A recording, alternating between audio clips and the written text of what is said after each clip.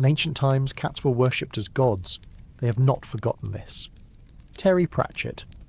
Hello, fellow sapiens, and welcome to Sleepless Homo. Take a moment, wherever you are, to quiet yourself. Let your mind ease into the rhythm of slow storytelling. Maybe you're here because you're winding down before bed, or maybe you're cooking, working, or even listening on headphones while the world carries on around you. However you use this time, this space is for you. This channel is for calm science, not wild speculation, not loud drama, just the humble story of what we know and what we are still learning. We don't always have the answers, but we do our best to trace the evidence and follow the science. If you happen to drift off in the middle of one of these chapters, don't worry. I've put timestamps in the description, so the next day you can pick up exactly where you left off, because the whole story, from beginning to end, is worth it. If you find value in this kind of long-form, soft science storytelling, I'd ask you to please like and subscribe. It makes a real difference.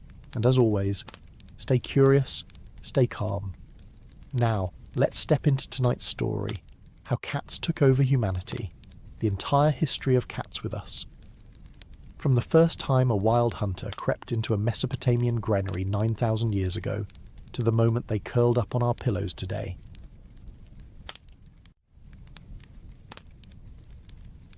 What happens when the hunter of fields discovers human grain? Around 9,500 years ago in the Fertile Crescent, something small and unplanned began to unfold. A wild cat, Felis sylvestris libica, slipped into the edges of a farming village under the cover of night. It was not there to watch humans, it was there because humans had drawn its prey. Mice and rats, lured by baskets of barley and wheat, had found a new paradise in these settlements. And where rodents flourished, predators inevitably followed. The hunter of the fields crept closer, not knowing that by following its instincts, it was stepping into a partnership that would ripple forward through millennia. The people of the Neolithic were just learning how to bend plants to their will. Farming was not a single discovery, but a slow, uneven process across the Levant, Mesopotamia, and Anatolia.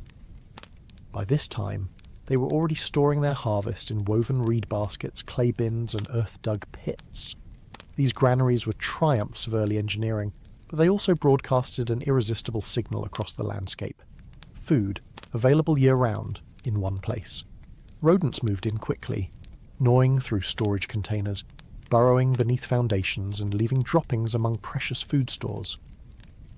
For the farmers, this was more than an inconvenience. It was a direct threat to survival. Without effective protection, months of work could be undone by swarms of small teeth. Enter the wild cat. These animals had lived for hundreds of thousands of years as solitary hunters across the deserts and grasslands of North Africa and Southwest Asia. Their bodies were built for ambush. Long legs, sharp reflexes, eyes adapted for twilight, and a patience that made them lethal in silence. To them, the first villages were not social curiosities but rodent magnets, concentrated hunting grounds unlike anything in the natural world. A granary, to a wild cat, was a predictable feeding site. Night after night they could return and find prey scurrying in the same narrow spaces, with no need to wander far across the savannah. What made this encounter remarkable was not that wildcats followed prey, but that humans allowed them to remain. Most predators were kept at bay, hunted or driven off. Wolves threatened livestock, leopards threatened people, jackals carried disease. Wildcats, in contrast, were small, independent, and critically useful.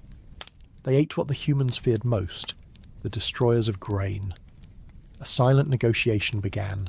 Humans tolerated their presence. Wildcats learned that people, for all their noise and fire, were less dangerous than they seemed. The arrangement did not require trust or affection. It was a simple case of survival, aligning on both sides. Archaeologists call this the commensal pathway to domestication. It is different from the pathways that shaped other animals. Sheep and goats were first hunted, then herded, then deliberately bred by humans. Dogs may have been drawn into camps earlier, but people actively selected them for tameness, for hunting ability, for loyalty. Cats, by contrast, drifted into human settlements under their own initiative. No one caught them and caged them. No one planned to breed them.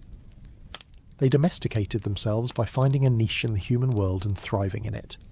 The humans benefited because their food was safer. The cats benefited because their prey was concentrated. Over generations, this fragile balance began to shape the population of cats around villages. The individuals bold enough to tolerate human presence had more access to rodents, and thus more opportunities to survive and reproduce. The shyest, most skittish wild cats stayed in the open fields and avoided humans altogether. Slowly, by nothing more than natural selection, the cats of the settlements became subtly different from those of the wild. They were not yet domestic in the modern sense, but they were adapting to a world of fires, noises, smells, and people. They were, in essence, learning to live with us. Archaeological traces from sites such as early Jericho and other Neolithic settlements suggest the scale of the rodent problem. Grain storage bins show gnaw marks. Rodent bones litter refuse pits. The cats themselves leave almost no direct evidence in this period, a silence that is telling in itself. They were not yet buried with humans, not yet worshipped or painted, not yet bred deliberately. They lived in the shadows, useful but unremarked, tolerated but not celebrated. That silence is part of their story. It tells us that this stage of domestication was not about affection or symbolism. It was about ecological necessity. From the perspective of science, this stage of the cat-human relationship is both compelling and frustrating. We know it happened because of later genetic evidence, and because of the patterns we see in how wild cats still behave today. Yet we lack clear fossil markers, unlike cattle or dogs, which show obvious morphological changes under domestication. Cats remain almost indistinguishable from their wild cousins. The bones of a Neolithic wild cat and those of a village-tolerant cat look almost the same. It is only through context, their presence in human settlements, the isotopic signatures of their diets, that we can glimpse the shift. The humbling part of this story is how little control humans had. We often tell domestication as a triumph, as though people bent animals to their will. In the case of cats, the evidence suggests otherwise. They came for the rodents, and they stayed because it suited them. People did not capture them or reshape them. They tolerated them, and in that tolerance the first threads of partnership were spun. It was at its root a relationship founded on convenience rather than command. And so the haunting question lingers. Who domesticated whom? Did humans domesticate cats by creating a new niche in which only tolerant individuals could thrive? Or did cats domesticate humans by making themselves so useful that we allowed them into our settlements, and eventually our lives? What began at the granaries of the Fertile Crescent was not a love story, not yet. It was something quieter, more ambiguous, but no less important, a partnership born of hunger and survival. From that delicate beginning, the long and complicated history of cats with us was set in motion. Who carried the first cat across the Mediterranean? Somewhere around 9,500 years ago, a small island tells us a great deal about the growing importance of these silent hunters. The island is Cyprus, lying just far enough from the mainland to require a deliberate sea voyage, and in its Neolithic soils lies one of the earliest direct pieces of evidence for a close human-cat relationship. Archaeologists working at the site of Chilorakambos uncovered a grave that changed the way we think about the beginnings of domestication. Within it, the body of a human had been carefully buried with offerings of stone tools and shells. Beside that body lay another, smaller skeleton, a young cat. This was not a coincidence of bones mixing in the soil. The cat was deliberately placed, aligned with the human, suggesting a shared interment. It is, as far as we know, one of the first clear cases of humans and cats being buried together, and the location matters enormously. Cyprus had no native wildcats. The African wildcat, ancestor of the domestic cat, lived on the mainland of Southwest Asia and North Africa. To reach the island, cats had to be brought there, carried in boats across open water.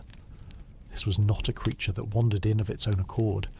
It was transported deliberately or incidentally by people. That single grave hints at a profound shift.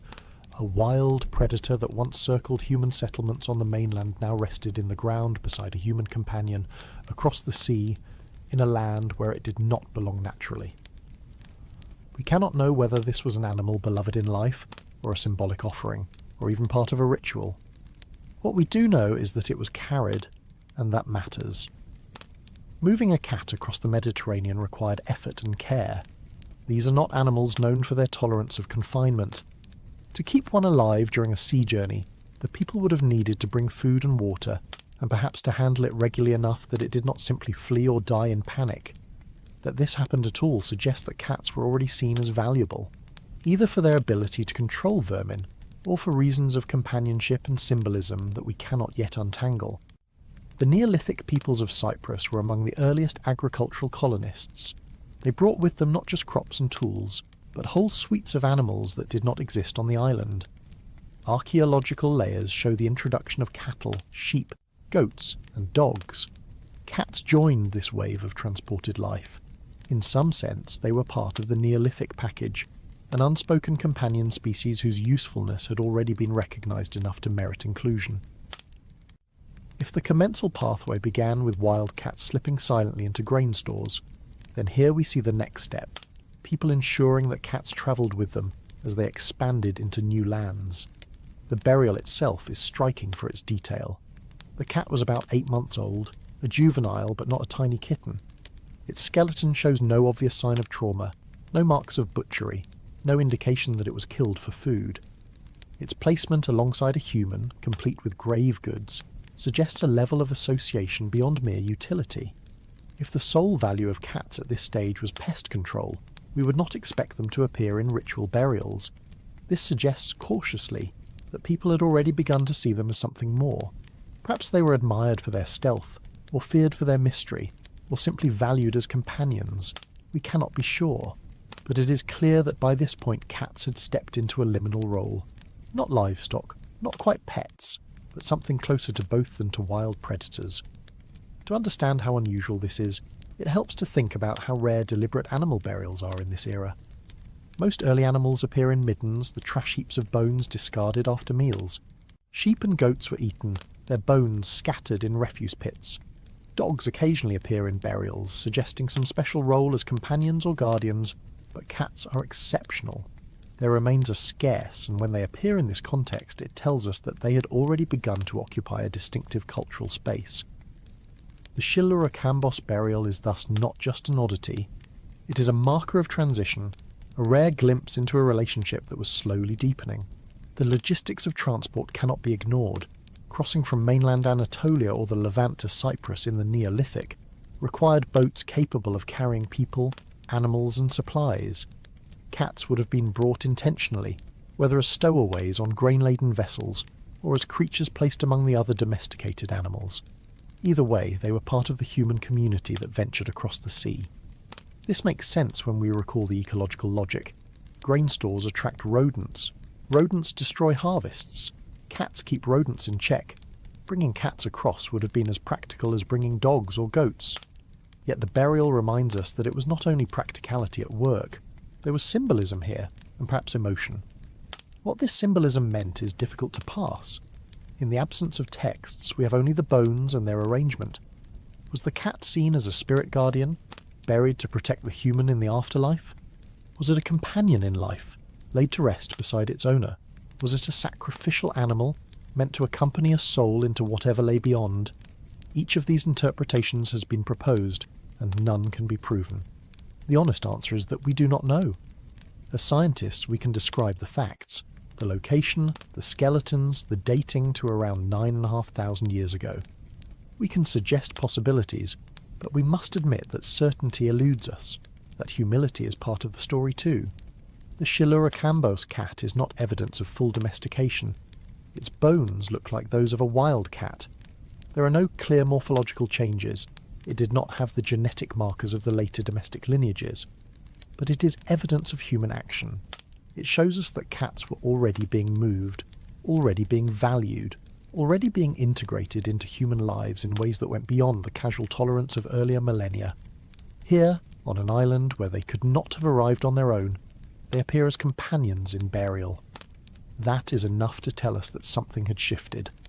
There is also a haunting aspect to this story. Imagine the moment itself, a Neolithic funeral, a body carefully laid down, offerings placed beside it, and then, finally, a cat, small and silent, placed nearby. Did the mourners feel affection, or awe, or fear? Did they think of the cat as family, or as something liminal between human and spirit? The burial forces us to wonder not just about the practical side of domestication, but about the emotional and symbolic layers that we rarely glimpse in the archaeological record. This one grave does not stand alone. Other evidence from early Mediterranean sites suggests that cats were already dispersing along trade and migration routes. Later, we see them more clearly in Egypt and beyond. But here, in the early Neolithic of Cyprus, we can be sure of one thing. They were carried across the sea, valued enough to join the journey, and honoured enough to be buried alongside humans. That act, humble and enigmatic, is one of the clearest signs that cats were no longer just hunters at the edge of the firelight. They had begun to travel with us. The unresolved question is why? Why this animal? And why then? It is possible that the rodent problem was severe enough that bringing cats was simply common sense. It is possible that individual bonds had already formed, with people feeding and taming kittens until they became familiar presences in households. It is possible that cultural ideas were forming about cats as protectors or spiritual beings. We may never know which of these mattered most. What we do know is that from this point forward, cats were not confined to the mainland. They were voyagers with us, carried across the waters, folded into the story of human expansion. Which wild cat gave rise to every house cat alive today? To answer this, we must look back to the early Holocene, roughly 10,000 to 8,000 years before the present, in the heart of the Fertile Crescent. This was the cradle not only of agriculture, but of one of the most unlikely partnerships in natural history. The cats that stalk our living rooms and doze on our pillows all trace their lineage to a single ancestor, a subspecies of wild cat known as Felis sylvestris libica.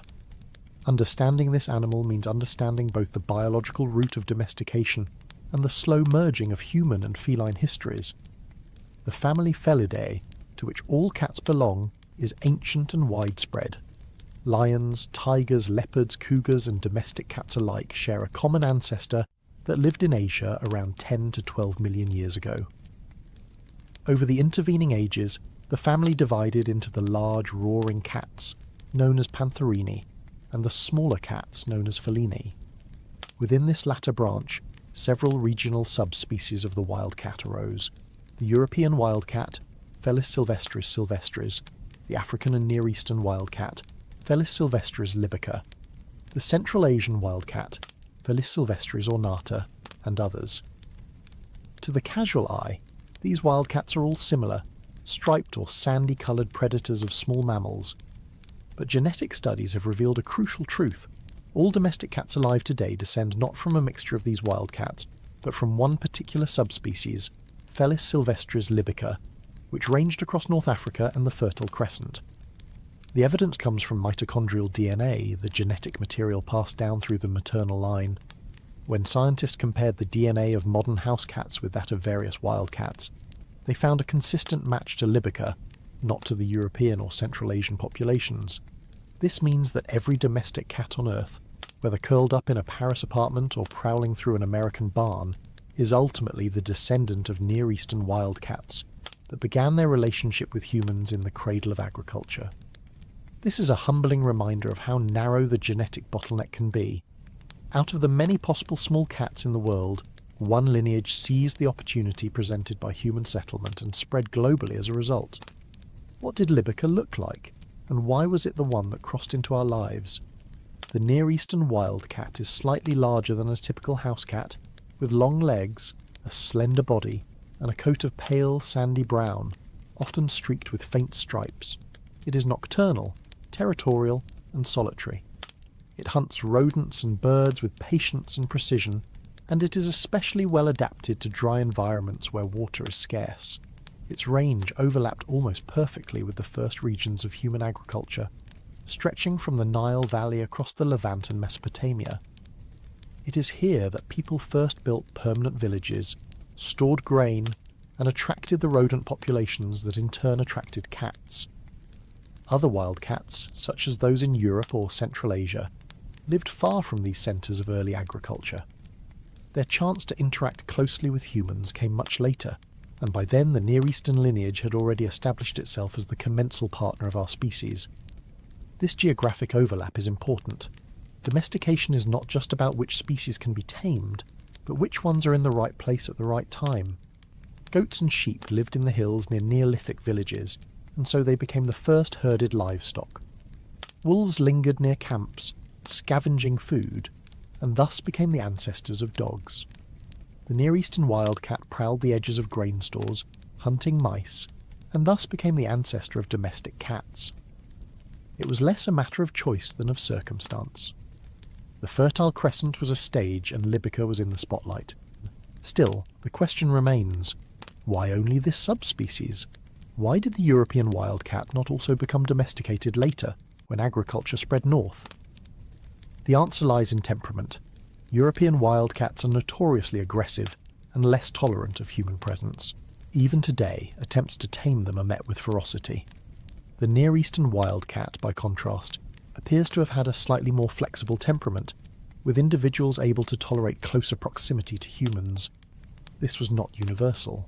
Most wildcats remained wary and solitary, but enough of them were bold enough to linger near villages, and over generations this created a population more habituated to human environments. That subtle behavioural difference, invisible in bones but visible in outcome, may be the key to why Libica and not others gave rise to our house cats. The genetic evidence also raises questions about continuity. If every modern cat descends from Near Eastern wildcats, then what happened to the other wild populations? Many still exist, but interbreeding with domestic cats is an ongoing issue. In places like Scotland and Hungary, conservationists worry that the European wildcat is losing its genetic identity as it mates with feral domestic cats. In a sense, the success of Libica's descendants threatens the survival of its cousins. This is an unintended consequence of domestication. The dominance of one lineage often comes at the expense of others. It is important to remember that the cats of 10,000 years ago were not yet domestic in the way we think of today. They were still wild in form and largely wild in behaviour. What makes them significant is that they carried the genes that would, through millennia of gradual selection, become the genetic foundation of all house cats. These are the ghost genes of the ancestor, invisible to the farmers who watched cats slip into their granaries but obvious to us now through the lens of DNA analysis. The bones found in Neolithic sites look like wild cats. The artwork of later millennia shows animals that look much like modern wildcats, yet hidden inside their cells was a genetic lineage that would one day spread to every corner of the world. The humility of this knowledge lies in how recent it is. Until the 21st century, scholars debated whether cats had multiple origins of domestication, whether Egyptian cats represented a separate domestication event from Near Eastern ones, and whether European wildcats had contributed to the gene pool. It is only through modern genetic surveys, sampling both ancient remains and living populations, that we can now say with confidence that Felis sylvestris libica is the root. Even so, mysteries remain. Did domestication occur once, in a single region, or multiple times within the Near East? Were cats repeatedly drawn into human settlements in different places, only for their lineages to merge later? These are questions still being debated. The evidence points to the Fertile Crescent as the heart, but the edges of the story are still blurred. This leads us to a haunting question. If one wild cat lineage could so easily become entwined with us, how many others might have, under different circumstances? If agriculture had begun in Europe rather than the Near East, would we now share our homes with descendants of the European wildcat, fiercer and less forgiving? If Central Asian communities had created the first great grain stores, would Felis sylvestris ornata have filled the role instead? History is contingent. The house cat is not inevitable. It is the product of place, time, and a particular wild cat with the right traits at the right moment. Today, when you look at a domestic cat stretching on a windowsill or curling into a warm lap, you are looking at the living echo of Libica, the stripes on its legs, the hunting crouch it assumes when a toy skitters across the floor, the independence with which it wanders the night, all are ghost traces of that ancestor in the Fertile Crescent. The genes remain, even if the wild independence has been softened. The story of cats with us began not because we designed it, but because Libica's descendants found a way to live in the world we had accidentally created. that lineage spread, while others did not. In the end, every house cat is a reminder of the chance meeting of human and wild cat in the early Holocene, a meeting written into their DNA. Did humans actually invite cats in? The idea sounds almost comical when we picture how aloof and independent cats are today, yet in the Neolithic landscapes of 8,000 to 6,000 years before the present, something very much like an invitation was extended. It was not a verbal call or a conscious plan, it was ecological. By planting fields, storing crops, and creating permanent villages, humans built an environment that quietly opened its doors to predators like the Near Eastern wildcat. In these early farming communities, people and cats began to form a relationship that neither side had deliberately designed, but which benefited both. The Neolithic was the great experiment in farming, a time when hunter-gatherers shifted towards sedentary life and began to rely on cultivated grains. Across the Fertile Crescent and beyond, wheat and barley were staples, later joined by millet as it spread from North China into West Asia. Storing these crops was essential. Without secure granaries, entire villages would starve during lean months, but storage was never entirely secure. Rodents found their way into every basket, bin or clay jar, gnawing through reeds and burrowing under foundations. Archaeological sites from this period are littered with rodent remains, burrow traces and gnawed seed husks, clear evidence of the scale of the problem. For a farmer, a single mouse could mean little, but thousands of them nesting in storage pits meant devastation. Imagine tending fields for months, threshing grain, drying it carefully, sealing it against the damp, only to hear the tiny scrabble of claws at night and find holes gnawed through your stores.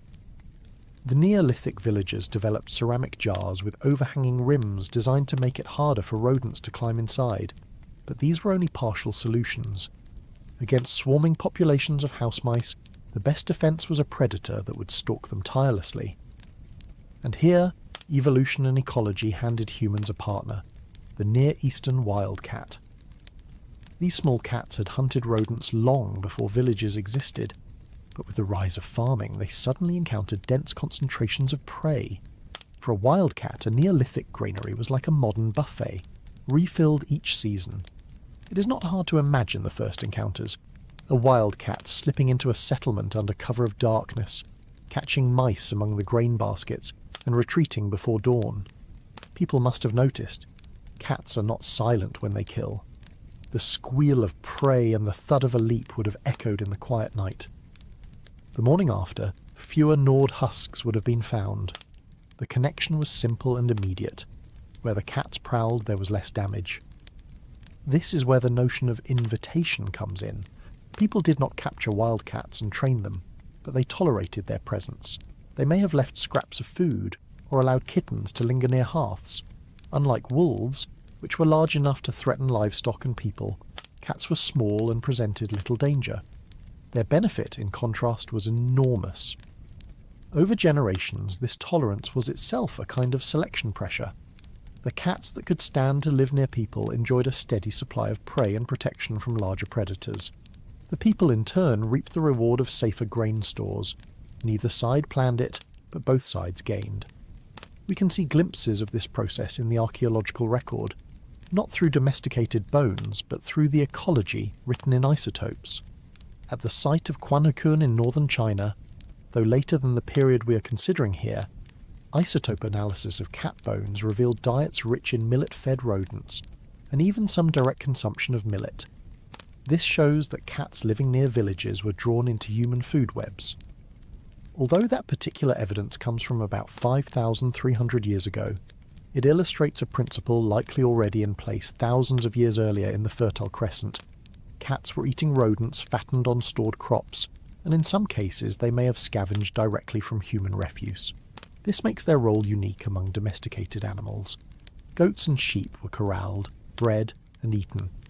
Dogs were trained and selected to hunt, guard, and herd. Cats were neither herded nor directed. They were mutualists, joining human communities because it suited their hunting strategy, and humans tolerated them because it suited their survival. That subtle dynamic is why cats today remain so independent. They were never shaped as thoroughly by selective breeding as dogs or livestock. Their role was not to serve humans directly, but to serve themselves in ways that happened to align with human needs. What makes this story compelling is how invisible it is in the material record. When we look at the bones of cats from this period, they are indistinguishable from their wild cousins. The changes were behavioural, ecological, and genetic in ways that we can now only glimpse through modern DNA analysis. Ancient farmers did not leave us notes about cats prowling their barns. Yet we can infer their presence because villages continued to grow, food storage became more reliable, and alongside these patterns we find early traces of cats integrated into human life. The ghost of their presence lies in the reduction of rodent damage and the survival of settlements that might otherwise have been overrun. This period also set the stage for the spread of cats beyond their original range. Once farming villages became stable and began to trade with one another, people carried more than grain and pottery along their routes. They carried the entire ecological community that had grown up around farming: rodents, dogs, and, inevitably, cats. As granaries expanded and agriculture spread, so too did the cats that hunted the pests. By tolerating them, people ensured that their reach would widen. A commensal species had become a travelling partner. The humility in this story is that humans were not in control. We often imagine domestication as a one-sided act, humans bending animals to their will. But here, the evidence suggests something else. We created conditions that favoured a predator, and the predator joined us of its own accord. It was not that we invited cats into our homes with open arms. Rather, we built a world that beckoned them, and then we let them stay. And so the haunting question is this: how much of what we call domestication is really agency on our part, and how much is animals making choices that we merely accepted? Did we domesticate cats, or did they domesticate us by making themselves indispensable guardians of our food? The truth is probably somewhere in between. In those villages of 8,000 to 6,000 years before the present, cats were not pets, not yet. They were hunters at the threshold, slipping between wild and domestic worlds, tolerated because they solved a problem we could not. Their paw prints are faint in the dust of history, but they led us into a partnership that endures to this day. What does a cat's diet tell us about its relationship with humans? To most of us, food scraps are invisible details, the leftovers of a meal, the crumbs brushed from a table. But in archaeology, the chemistry of what was eaten can reveal entire hidden relationships. At the village of Quanhukun, in what is now Shanxi Province, China, about 5,600 years ago, bones of cats preserved in refuse pits were put under a kind of chemical interrogation. Scientists measured the isotopes of carbon and nitrogen preserved in their collagen, and what emerged was one of the earliest clear signs of mutualism between cats and humans. The cats had been eating millet, directly or indirectly, and that fact alone carries enormous implications for the history of domestication. The villagers of Quanhukun were part of the Yangshao culture, one of the great Neolithic traditions of northern China. Their economy rested heavily on millet agriculture. Foxtail millet and broomcorn millet, both C4 plants in botanical terms, dominated their fields. These grains grew well in the dry loess soils of the region, forming the basis of both human and animal diets. Stored in pits and vessels, millet drew rodents in droves, just as wheat and barley had done thousands of years earlier in the Fertile Crescent. And just as in that earlier story, cats arrived to take advantage. What makes Quanhukun unique is that the chemical record of this interaction is preserved with surprising clarity. Isotopes are subtle signatures, ratios of different forms of atoms that vary depending on what plants and animals are consumed. C3 plants such as trees and many grasses leave different carbon isotope values than C4 plants like millet. Nitrogen isotopes, meanwhile, reflect the position of an organism in the food chain. By sampling bone collagen, researchers can reconstruct what an animal ate across its lifetime. At Quanhukun, the humans show strong signatures of millet consumption, as do their pigs and dogs. This makes sense, since pigs were fed kitchen scraps and dogs scavenged or were directly provisioned. But the striking result comes from the cats. Their bones also bear the carbon signal of millet. Not as strongly as the pigs or humans, but unmistakably there. How does a carnivore, an obligate hunter, end up with millet in its chemical fingerprint? The answer lies in the food web. Rodents feasted on stored millet. Cats feasted on the rodents. And in at least one case, a particular cat seems to have eaten more millet than expected, suggesting it either scavenged directly from human stores or was fed by people. This cat had a lower nitrogen isotope value, indicating less animal protein in its diet. Perhaps it was old or injured and relied more heavily on human scraps. Perhaps it was tolerated near households and given grain gruel or leftovers. Whatever the case, this cat was not living in the wild. It was part of the human niche. The implications are profound. Here is measurable evidence that cats had entered into human food systems, not just as opportunistic predators, but as participants. Their prey was tied to agriculture. Their survival was linked to what people planted, stored, and ate. The isotopic evidence confirms what had long been hypothesized, that cats were drawn into human communities because agriculture created stable food webs that favored them. But it goes further by suggesting that people may have begun to reciprocate, providing food in return for the services cats rendered. That is the essence of mutualism. It is worth pausing to appreciate the nuance here. These cats were not yet domesticated in any strict sense. Their bones are within the size range of wild cats. They do not show clear morphological changes, but their diets tell us that they were living differently than truly wild animals. One cat in particular had lived long enough to show worn teeth and healed injuries, suggesting it survived with human support. In the wild, a cat with reduced hunting ability would likely starve. At Quanakun, it survived, possibly because it had access to human-provided food. That survival is a tiny but important signal of a new relationship forming. The context of the site reinforces this interpretation. Quanakun was not a temporary camp, but a permanent agricultural village. It had houses, storage pits, pottery, and evidence of long-term occupation. Rodents were a serious threat. Archaeologists found burrows leading into grain storage areas and ceramic containers designed to block rodent entry. The problem was chronic, and the presence of cats was a solution. This was not a chance encounter, but a stable ecological arrangement. Humans created food abundance. Rodents exploited it. Cats exploited rodents. And people, in turn, benefited from the cat's presence. From the perspective of the cats, this was a winning strategy. Instead of roaming wide territories in search of prey, they could linger near villages and hunt rodents that were themselves supported by millet. It was an energy-rich niche, reliable year after year. From the perspective of the villagers, cats were allies against an enemy they could never fully eliminate. The relationship was pragmatic, not sentimental. But pragmatism can form the basis of lasting bonds. We should also acknowledge the uncertainties. The isotopic signatures tell us what was eaten, but not the exact social dynamics. Did villagers intentionally encourage cats, perhaps leaving food for them? Or did they merely tolerate their presence, with mutualism emerging without explicit intention? Were cats beginning to breed within villages, creating populations more habituated to humans? Or were they continually drawn in from surrounding wild populations? These are questions still debated.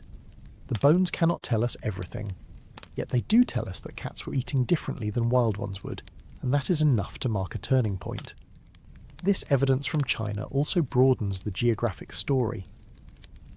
For a long time, scholars focused on the Near East as the sole cradle of cat domestication, but Quanakun shows that far to the east, cats were also entering into commensal relationships with humans. Whether these cats were direct descendants of Near Eastern wildcats transported eastward, or local wildcats entering similar relationships remains unclear. Ancient DNA may eventually resolve this. For now, the isotopes give us proof that wherever agriculture spread, cats were ready to follow, slotting themselves into the ecological niches humans had unknowingly built for them. There is a haunting thought in all this. When we picture the Neolithic, we often imagine people inventing domestication as a kind of deliberate act. But here we see how the chemistry of food webs reveals another truth. Domestication was not always invention. It was participation in ecological systems that humans themselves had set in motion. Cats did not need to be invited. They were already there, shaped by the availability of rodents fattened on millet. In that sense, domestication was less a human achievement than a shared adaptation, a convergence of needs. The story of Quanakun reminds us to look for the invisible traces of history. The shape of a bone can tell us age, size, or injury. but the isotopes whisper what was eaten, what paths energy took from field to rodent to cat. In those chemical pathways lies a story of one of the earliest mutualisms between humans and cats. It was not yet the cosy companionship we imagine today. It was survival, pragmatic and mutual, yet it was the seed of a bond that would carry forward for millennia. So when we ask what a cat's diet can tell us about its relationship with humans, the answer is simple and profound. It tells us that by 5,600 years ago, cats were no longer just wild predators. They were members of human food webs, hunters at the edges of villages, sometimes scavengers, sometimes fed, and sometimes surviving with human help. They were becoming our partners, not through force or breeding, but through the quiet chemistry of shared survival. Why did one Neolithic cat eat like a human? At Quanakun, the same agricultural village in northern China where isotopic chemistry opened a window into the hidden diet of ancient animals, one cat stood out. Most cats at the site bore the chemical imprint of a hunter's life. They fed on rodents who themselves fattened on the millet crops of the villagers, carrying faint traces of millet in their own bones as a secondary echo. But one animal departed from that pattern. Its isotopic profile revealed unusually high levels of millet consumption, not just the ghost of grain passing through rodents, but direct intake of millet itself. For an obligate carnivore, this was an anomaly, and in that anomaly lies one of the earliest suggestions that cats had crossed a subtle threshold in their relationship with humans. The evidence comes from stable isotope analysis, the same method that revealed millet in the diets of pigs, dogs and humans at Quanakun. Most carnivores have high nitrogen isotope ratios, reflecting a diet rich in animal protein. Herbivores, by contrast, sit low in that hierarchy. This particular cat, however, had a lower nitrogen signature than its peers, indicating less reliance on meat. Its carbon values, meanwhile, suggested a strong intake of C4 plants like millet. The combination pointed to something remarkable. This cat was not subsisting solely on the prey it caught. It was eating plant-derived foods, either scavenged or provided, in a way more typical of pigs or even humans. Why would a cat do this? Several possibilities arise, none of them mutually exclusive. One is that the cat was old or injured, with worn teeth that made hunting difficult. Indeed, one mandible found at the site shows heavy wear consistent with age. An animal past its prime would have been less effective at catching nimble rodents. To survive, it may have scavenged directly from food refuse or consumed cooked grains discarded by humans. Another possibility is that the villagers themselves fed it, intentionally or not. Scraps from meals, millet porridge, or other leftovers may have been accessible, and a bold cat could have adapted to eating them. This would not have been normal feline behaviour, but survival often bends the rules of ecology. If villagers tolerated or even encouraged this feeding, it represents something important. It suggests that by the middle of the 6th millennium before the present, humans were not merely coexisting with cats as incidental hunters, but may have been extending care, however minimal. Feeding an injured or elderly cat does not mean it was a pet in the modern sense, but it does hint at recognition of value beyond pure utility. Perhaps the villagers saw the animal as worth keeping alive, even if its hunting days were past. Perhaps the mere presence of cats deterred rodents, making it beneficial to maintain them. These are speculations, but they align with the chemical evidence of a cat living differently from its wild peers. This moment matters because it illustrates the range of relationships possible in early domestication. Not every cat at Quanakun was integrated into human life. Most remained hunters on the margins, tied to human food webs only indirectly.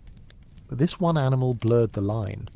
It strayed closer, ate more like a human, and in doing so, it gives us the first tangible sign of an animal crossing from opportunistic ally to tolerated dependent. It is easy to overlook how strange this is. Cats are obligate carnivores, their bodies built to process protein and fat.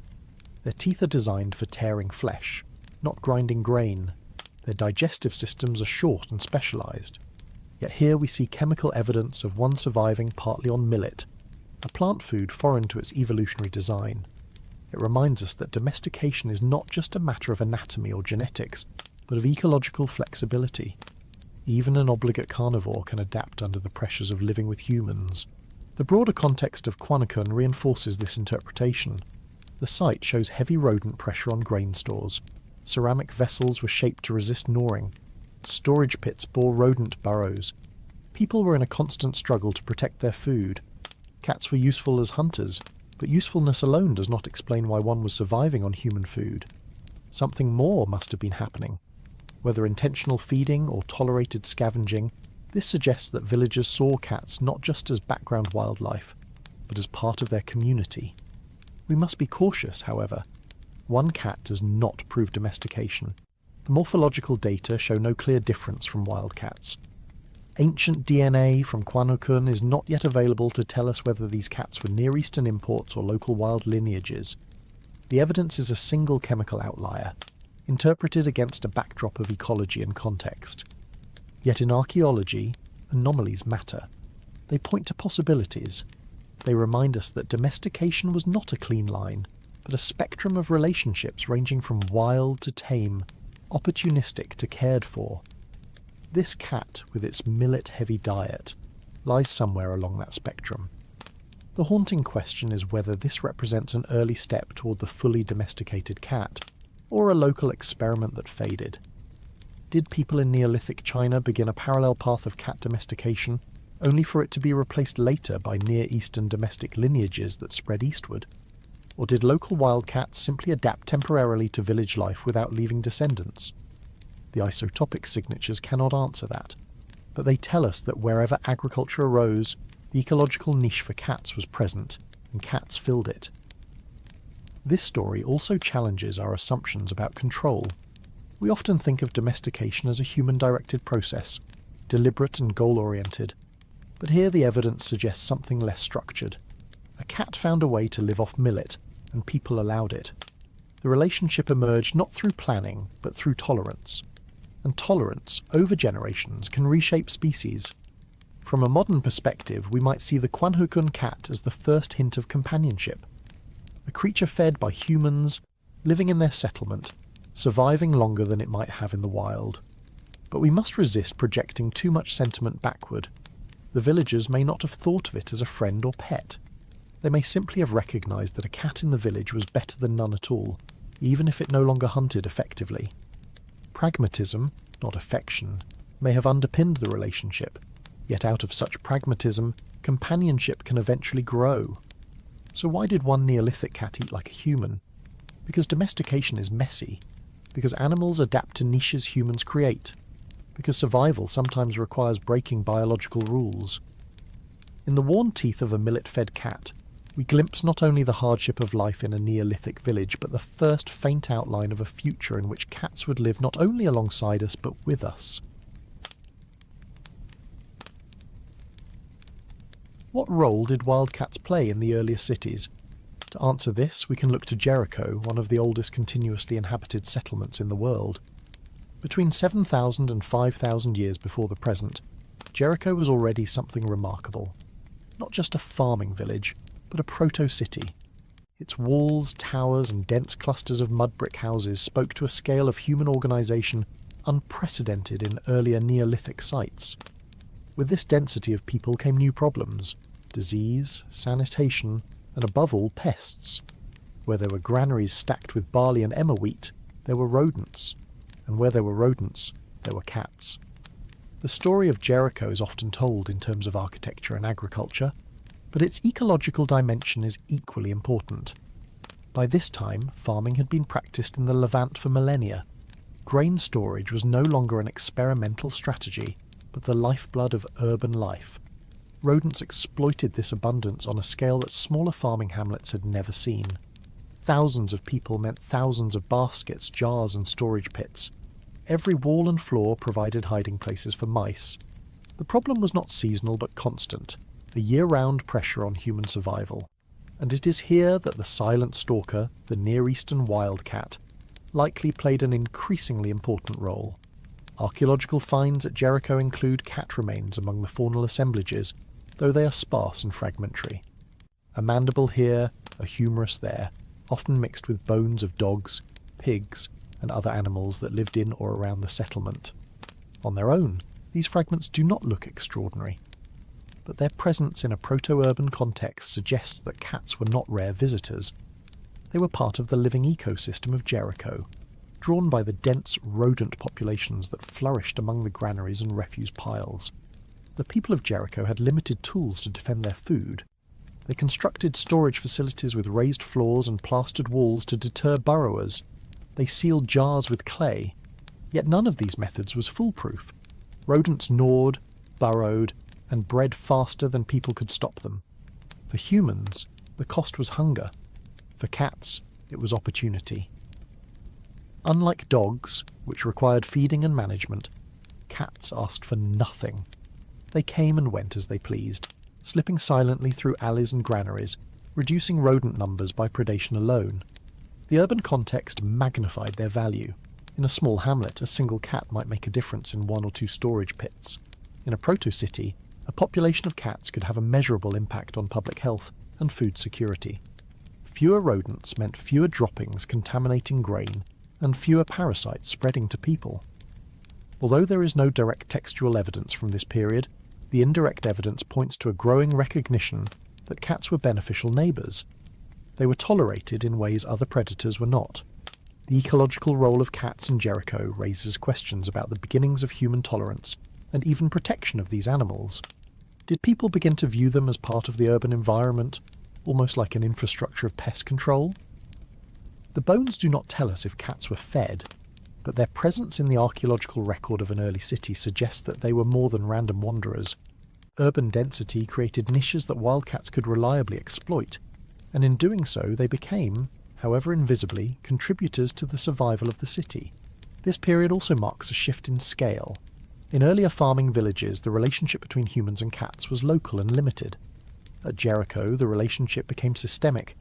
The same dynamics that created proto-urban life, surplus grain, permanent architecture, large populations, also created the perfect environment for cats to entrench themselves. Their value was not sentimental, but structural, woven into the way cities functioned. We should be careful not to romanticize this.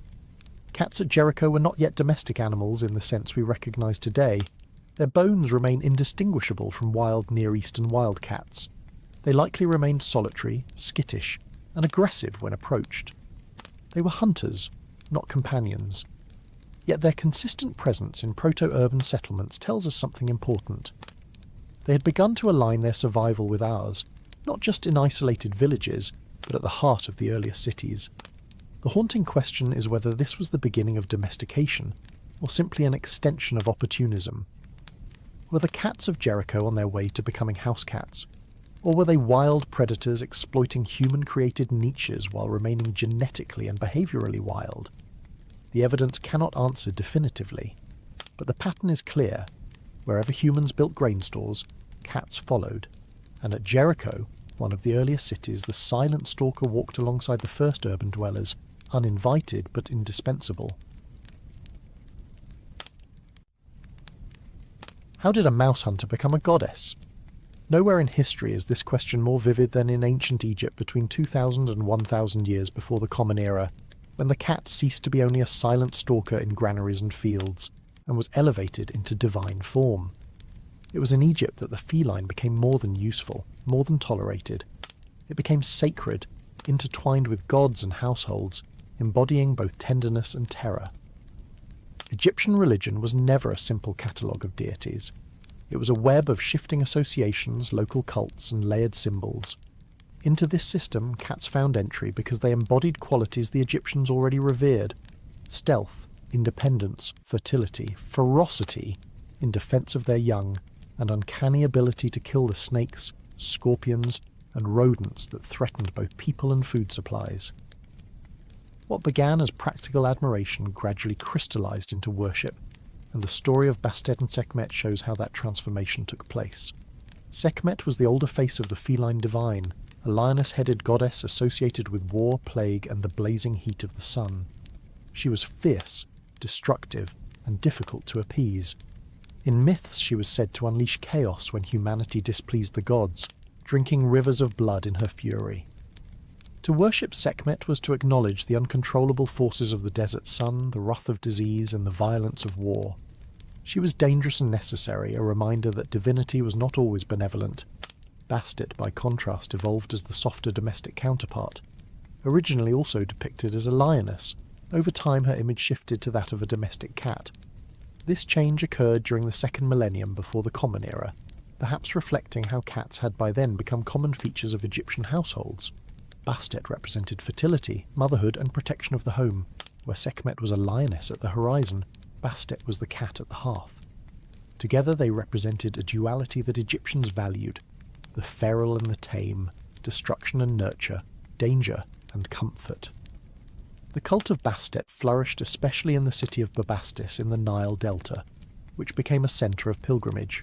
Here, temples were built not only to honour the goddess but also to channel her protective qualities into the daily lives of the people. Bastet was invoked in childbirth, in the health of children, and in the safety of the household. She was depicted holding a sistrum, a rattle-like instrument used in ritual, and often shown with litters of kittens, reinforcing her association with fertility and family. In a society where high infant mortality and threats from disease were constant, the promise of Bastet's guardianship carried deep appeal. The rise of Bastet tells us much about how Egyptians perceived their relationship with animals. Unlike dogs, which had long been associated with hunting and the afterlife, cats occupied a dual role as both useful hunters and mysterious protectors.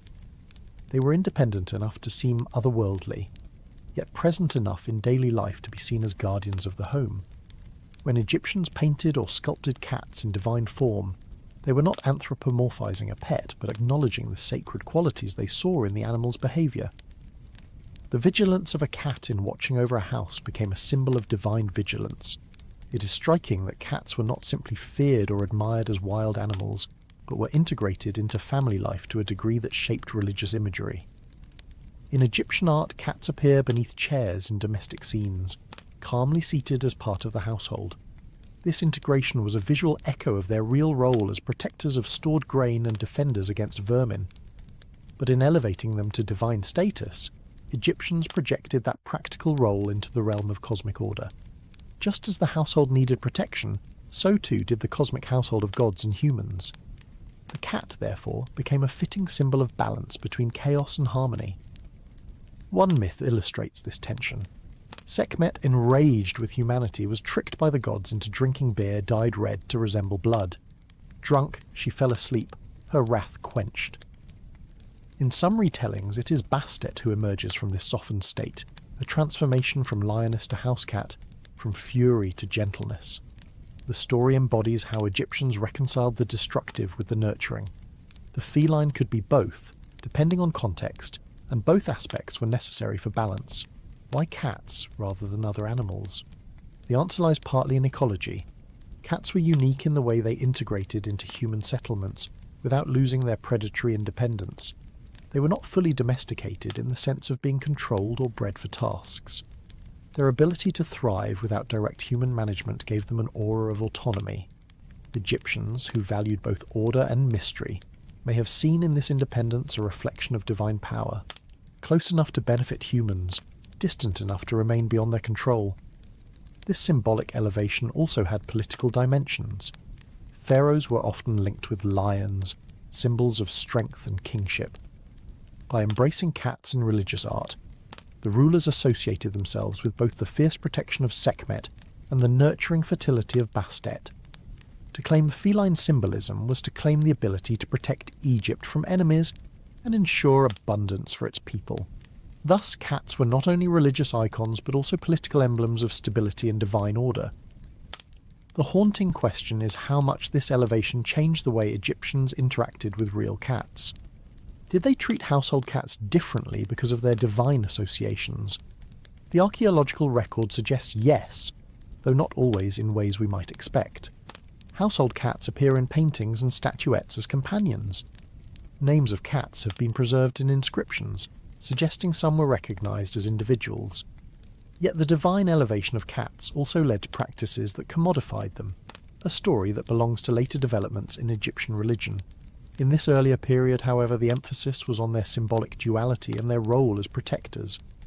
By the end of the second millennium before the Common Era, the cat had become firmly entrenched in Egyptian iconography and ritual. It had travelled far from its origins as a grain hunter in Neolithic villages. In Egypt it became a goddess, embodying the paradox of independence and intimacy, terror and comfort.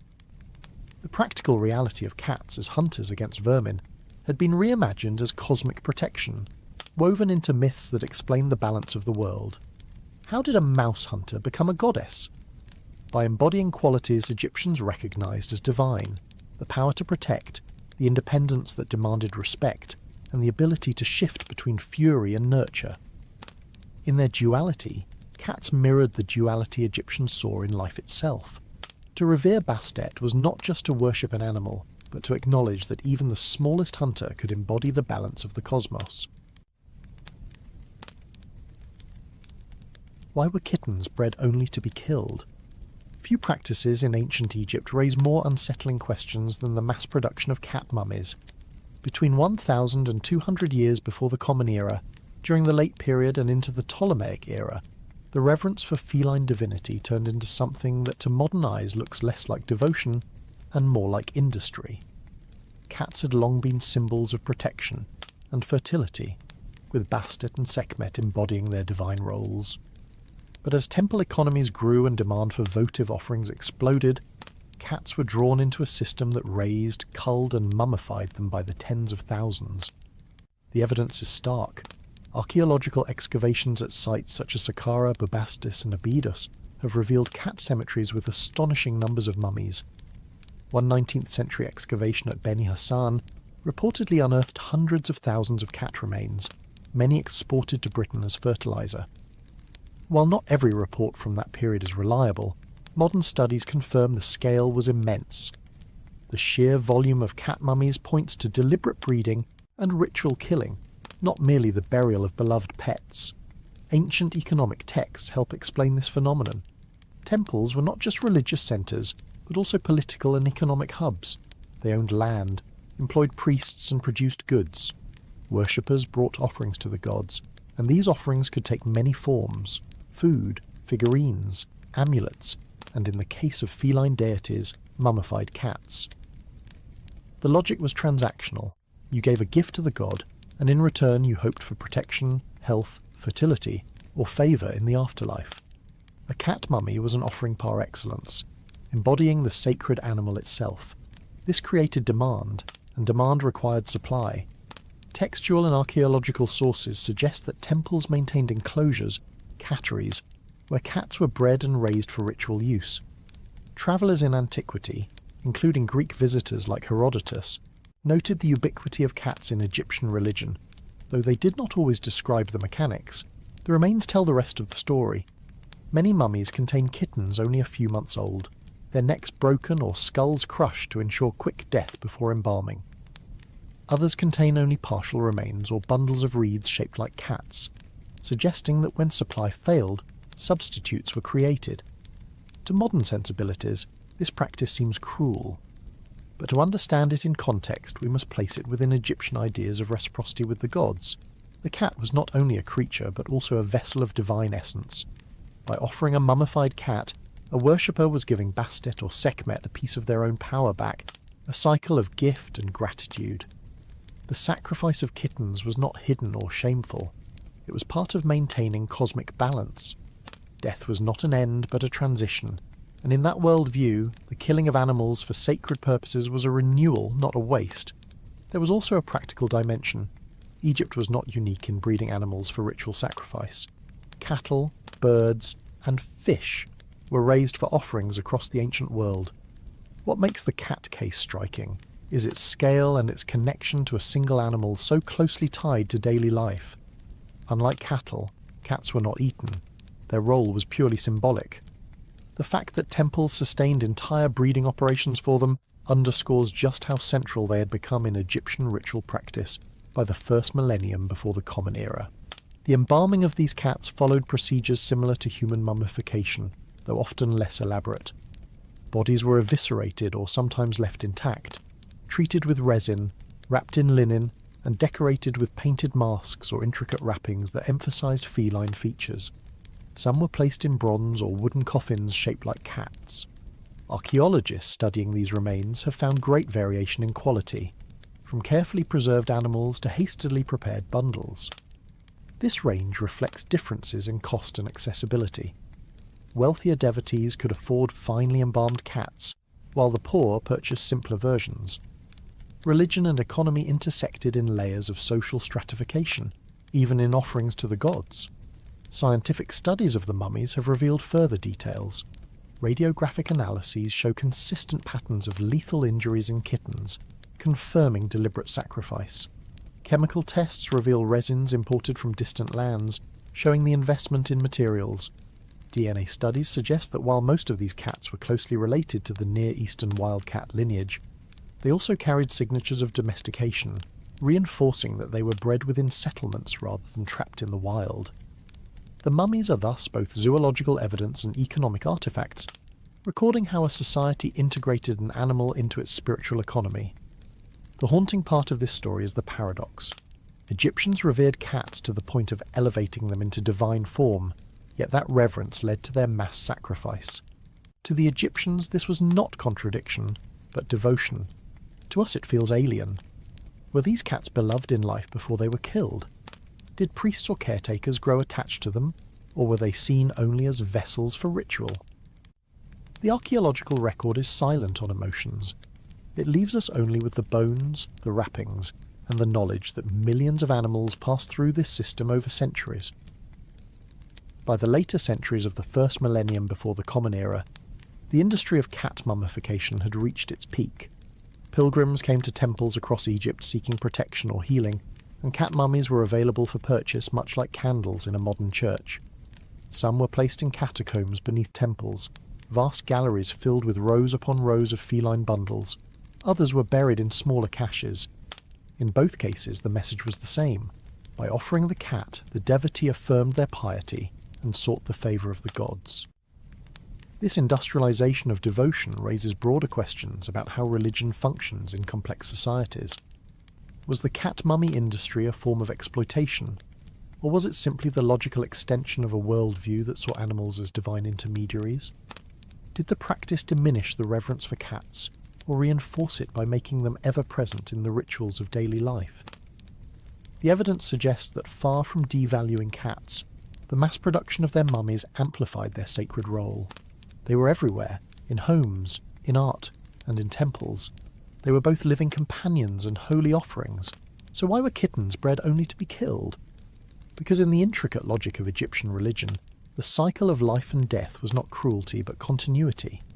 The cat, hunter of vermin and protector of households, was also a vessel of divine power. To give that vessel back to the gods was to sustain the balance of the world.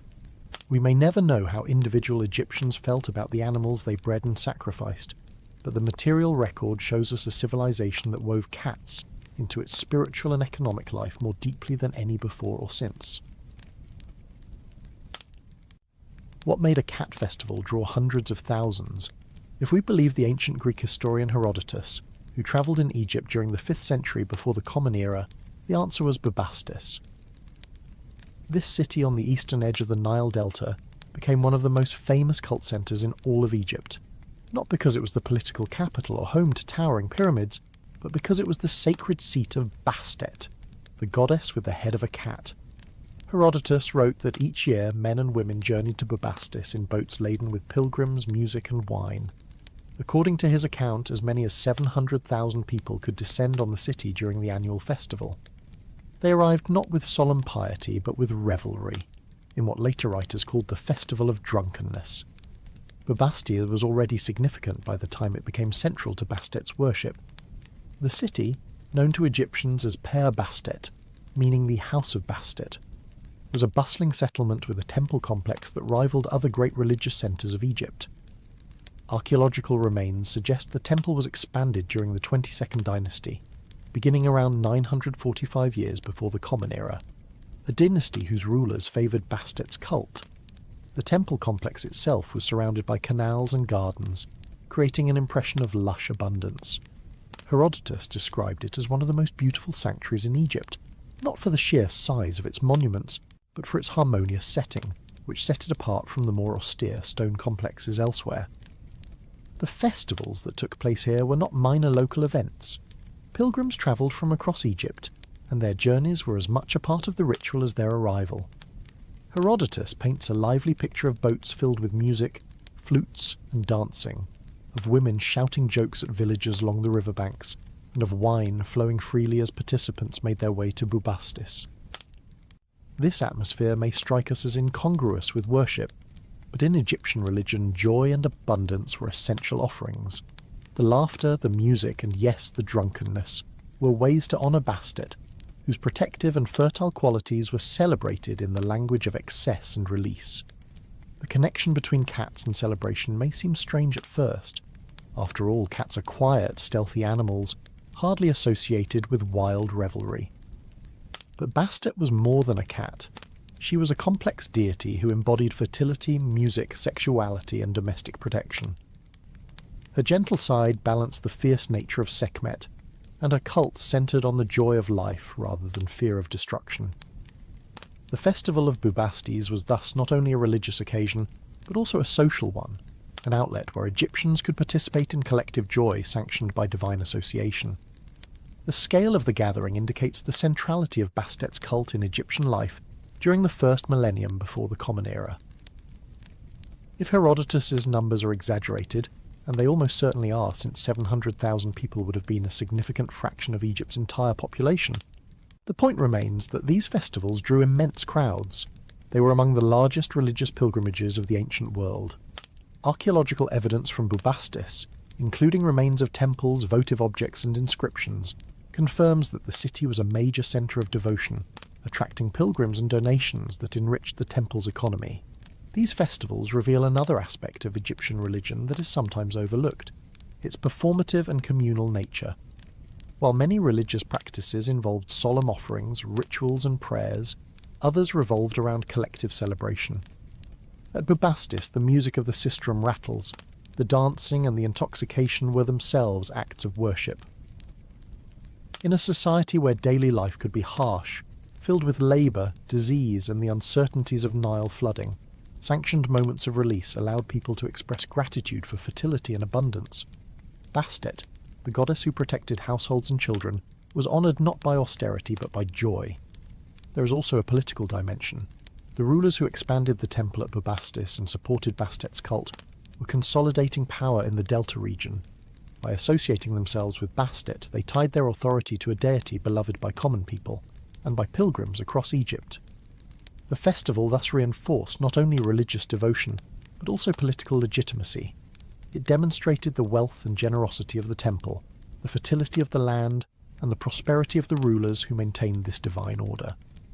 The festival of drunkenness itself may have had mythological roots. In the myth of Sekhmet, the lioness goddess was tricked into drinking beer dyed red to resemble blood. Intoxicated, she abandoned her rage, saving humanity from destruction. The annual festival may have echoed this myth, reenacting the theme of transformation from wrath to joy, from destruction to fertility. In drinking to excess, participants symbolically reenacted the taming of chaos. In celebrating Bastet, they affirmed that joy and laughter could restore balance to the cosmos. What did it mean for ordinary Egyptians to attend? For many, the festival was a rare chance to travel, to meet people from distant villages, and to participate in collective ritual. The journey by boat, the music and dancing, and the arrival at Bubastis created a shared experience that bound communities together. The offerings made at the temple, whether in the form of food, amulets, or votive images of cats, were personal acts of devotion, but the festival itself was a reminder of collective belonging. In worshipping Bastet, Egyptians were also affirming their place within the social and cosmic order. The descriptions we have, largely from outsiders like Herodotus, may emphasize the more spectacular aspects: the drunkenness, the sexual overtones, the mass of people. But beneath these images lies a deeper truth about Egyptian religion. It was not only about fearing the gods or solemnly appeasing them, but also about celebrating life itself.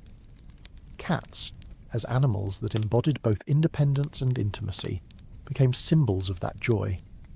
Bastet was the goddess who made the household fertile and safe, and her festivals were reminders that the world, despite its dangers, was also abundant and worth celebrating. The haunting question that remains is how much of this image is accurate. Did 700,000 truly gather at Bubastis? Was the festival as wild as Herodotus suggests, or did his Greek perspective emphasise aspects that shocked or amused his audience back home? Archaeology supports the importance of Bubastis but cannot confirm the scale of revelry. We are left with fragments, temple ruins, votive offerings, and the words of a traveller whose accounts mix observation with embellishment. As with so much in ancient history, the precise truth is beyond our reach. What we can say is that by the middle of the first millennium before the Common Era, Bubastis had become a city where cats were not just guardians of grain or symbols of divinity, but catalysts for one of the largest religious celebrations of the ancient world. What made a cat festival draw hundreds of thousands? It was the intertwining of devotion and joy, myth and politics, daily life and cosmic balance. At Bubastis, Egyptians found in Bastet not only a goddess to fear or revere, but one to celebrate. The cat, once a silent hunter in the granaries of Mesopotamia, had by now become a symbol of joy that could unite a nation in laughter, intoxication and song. How did cats leave Egypt to conquer the world? For thousands of years their story had been largely confined to the river valleys of the Near East and North Africa, where wild ancestors crept into early granaries and slowly became tolerated companions. But by the second millennium before the Common Era, the cat was no longer just a creature of fields and temples. It had become a passenger, carried deliberately and accidentally along the maritime arteries of the Mediterranean. This was not simply the spread of a species, but the start of a global journey that would, in time, make the domestic cat one of the most widespread carnivores on Earth. The earliest clear evidence for this mobility comes from Egypt.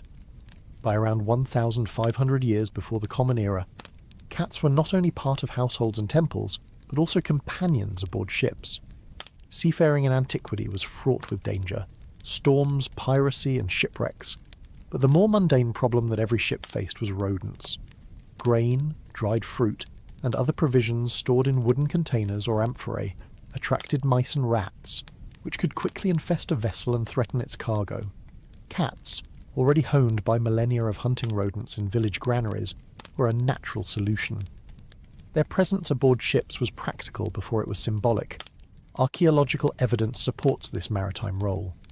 Artistic depictions from Egypt show cats in domestic settings, but the extension to ships is inferred from the spread of their remains to places where they were not native. Cats appear in the Levant, on islands such as Cyprus and Crete, and in the Aegean world during the Late Bronze Age and Early Iron Age, between roughly 1,500 and 1,000 years before the Common Era. Genetic studies of ancient cat remains confirm that many of these animals carried the mitochondrial signatures of the Egyptian lineage, suggesting that cats moved not by natural dispersal across deserts and mountains, but by human transport over water. The Phoenicians, renowned sailors and traders from the Levant, may have played a particularly important role in this dispersal. Their networks reached across the Mediterranean, from the Levantine coast to North Africa, Iberia, and beyond. It is plausible that Phoenician ships carried cats as pest control, and that these animals disembarked or were exchanged in trading ports, slowly establishing populations far from their original range. Egyptian cats thus may have mingled with local wildcats in new territories, but their domestic tendencies, tolerance of people, willingness to live in settlements, helped them persist in human-dominated environments. By the first millennium before the Common Era, Greek sources begin to mention cats, though they often distinguish them from weasels and other small carnivores that had long been used to control vermin. In early Greek households, weasels may have been the primary rodent killers, but cats were clearly present by the classical period. Their path there likely began with Egyptian exports, both intentional and accidental. It is worth remembering that Egyptian law at times prohibited the export of cats, a measure reflecting both their sacred status and their practical value. Yet such prohibitions were easily circumvented. Historical accounts suggest cats were smuggled out of Egypt and traded to neighbouring cultures, a reminder that human fascination with these animals had already created a market. The spread of cats across the Mediterranean was not uniform. Some regions adopted them quickly, while others seem to have relied longer on local animals for pest control. the speed of their dispersal reflects not only human agency, but also the adaptability of the cat itself. Unlike dogs or cattle, cats required no pens or careful breeding to maintain their usefulness. A single pair brought aboard a ship could establish a population at a new port within a few breeding seasons, and their semi-wild nature allowed them to survive whether or not humans actively cared for them. One telling aspect of this maritime dispersal is the dual role of cats as both practical tools and cultural symbols. Egyptian sailors may have valued them primarily as hunters, but their religious associations could not have been entirely absent. To carry an animal associated with Bastet and divine protection may have seemed doubly useful, both pest control and spiritual safeguard. For Phoenician and Greek traders who encountered these cats, their foreign origins may have imbued them with exotic appeal, adding to the incentive to keep and breed them. Archaeozoological remains support this narrative. Cat bones have been found in sites across the Mediterranean dating to this period, often in contexts that suggest deliberate human introduction. For example, in the Levant, remains dated to the first millennium before the Common Era resemble Egyptian domestic cats rather than local wildcats, indicating import.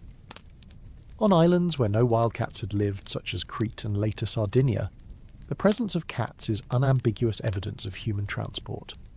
This pattern of dispersal underscores a broader truth about the domestication of cats. They did not spread because they were forced, but because humans found them useful, and cats found human settlements profitable. The relationship was not one of strict control, but of mutual benefit. On ships, cats reduced infestations. In ports, they thrived on refuse and rodents. Their presence required little effort, and their survival instincts ensured persistence even in harsh conditions. By 500 years before the Common Era, cats were established in much of the Mediterranean basin. They appeared in Greek art and were gradually integrated into daily life. They were not yet the ubiquitous companions they would later become, but they had taken the crucial step of leaving their original homeland and embedding themselves in the trade networks that bound together the ancient world.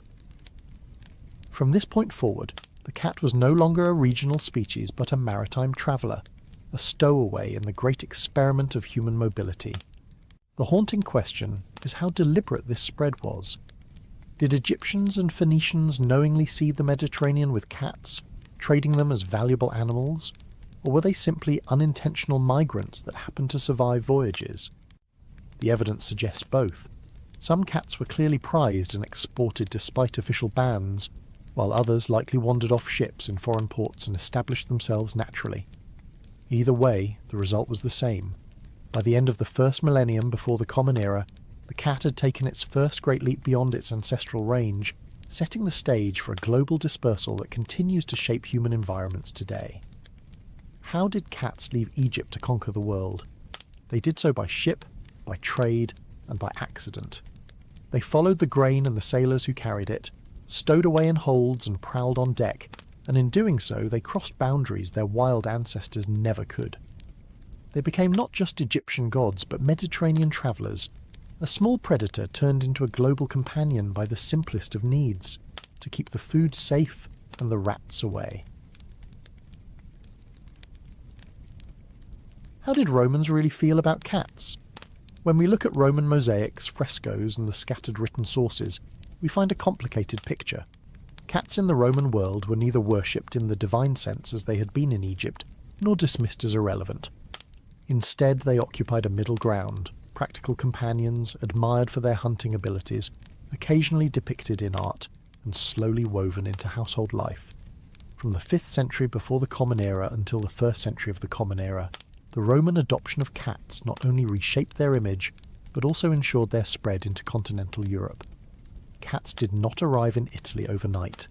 Their presence in the Mediterranean, through Egyptian and Phoenician trade, made it inevitable that they would appear in Roman ports as the Republic expanded its naval and commercial reach. Archaeological remains from sites in Italy suggest that by the late Republic, around the 3rd century before the Common Era, cats were already living in domestic contexts. These animals were almost certainly descendants of the Felis sylvestris libica lineage that had spread out of Egypt centuries earlier. The Egyptian ban on cat exportation had long been ignored, and by the time Rome became a dominant Mediterranean power, cats were effectively part of the common stock of trade goods and stowaways. In Roman households, cats were not always the primary animal for pest control. Weasels and ferrets had a long tradition in Europe of being used to hunt mice and rabbits, and these animals were valued for their agility and trainability. Yet cats had certain advantages. They could live independently in a home without constant supervision. They were quieter than weasels, and they carried with them the aura of exoticism. For a Roman matron in an urban domus or a rural villa, having a cat meant more than protection of grain stores. It was a marker of participation in a wider Mediterranean world where animals from Africa and the East were increasingly common. The art of the period provides glimpses of how cats were viewed. Roman mosaics sometimes show cats poised in the act of hunting birds or mice, their arched backs and extended claws frozen in stone. In these depictions, the cat is not merely ornamental, it is an agent of utility, a representation of vigilance within the household. Frescoes from Pompeii and Herculaneum occasionally include cats in domestic or market scenes, underscoring their role as familiar presences in daily life. The survival of these images suggests that by the 1st century of the Common Era, cats had become a recognisable symbol of domesticity in Roman culture. Religious currents also played a role in this adoption. The cult of Isis, imported from Egypt, became increasingly popular in Rome during the late Republic and early Empire.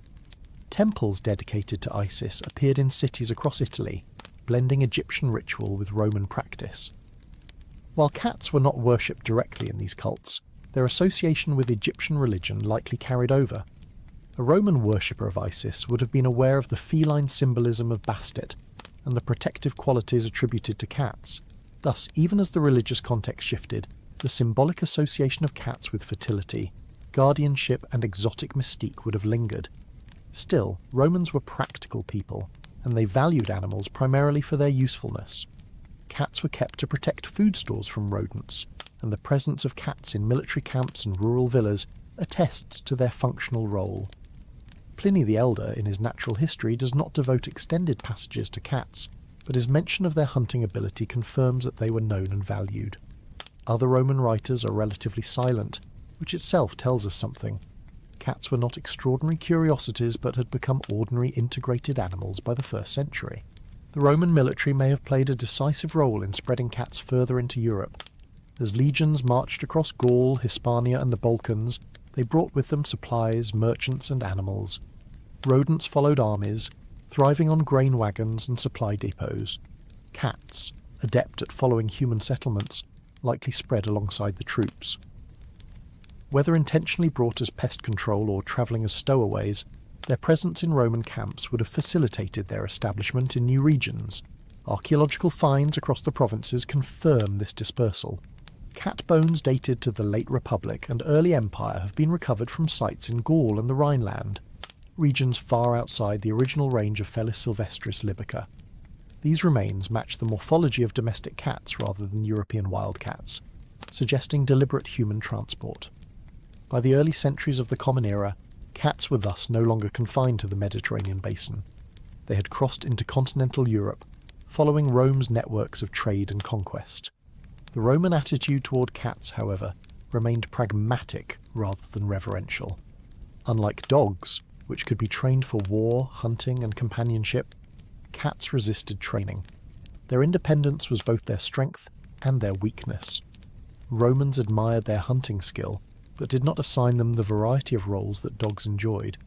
This limited the extent of selective breeding and meant that Roman cats looked much the same as their Egyptian ancestors. They remained small, striped and functional. The great variety of coat colours and patterns we associate with modern cats would not emerge until much later, under the influence of medieval breeding. Yet in their ordinariness lay their success. Cats required little care, offered clear benefits and spread without difficulty. By the 1st century of the Common Era, they were part of Roman urban noise. The mewing of kittens in courtyards, the silent stalking of mice in granaries, the occasional scratch of claws on wooden beams. They were not celebrated in poetry as noble companions, nor were they demonized. They were simply there, folded into the rhythms of Roman life. The unresolved question is how Romans truly felt about cats on a personal level. Did they regard them with affection, or merely tolerance?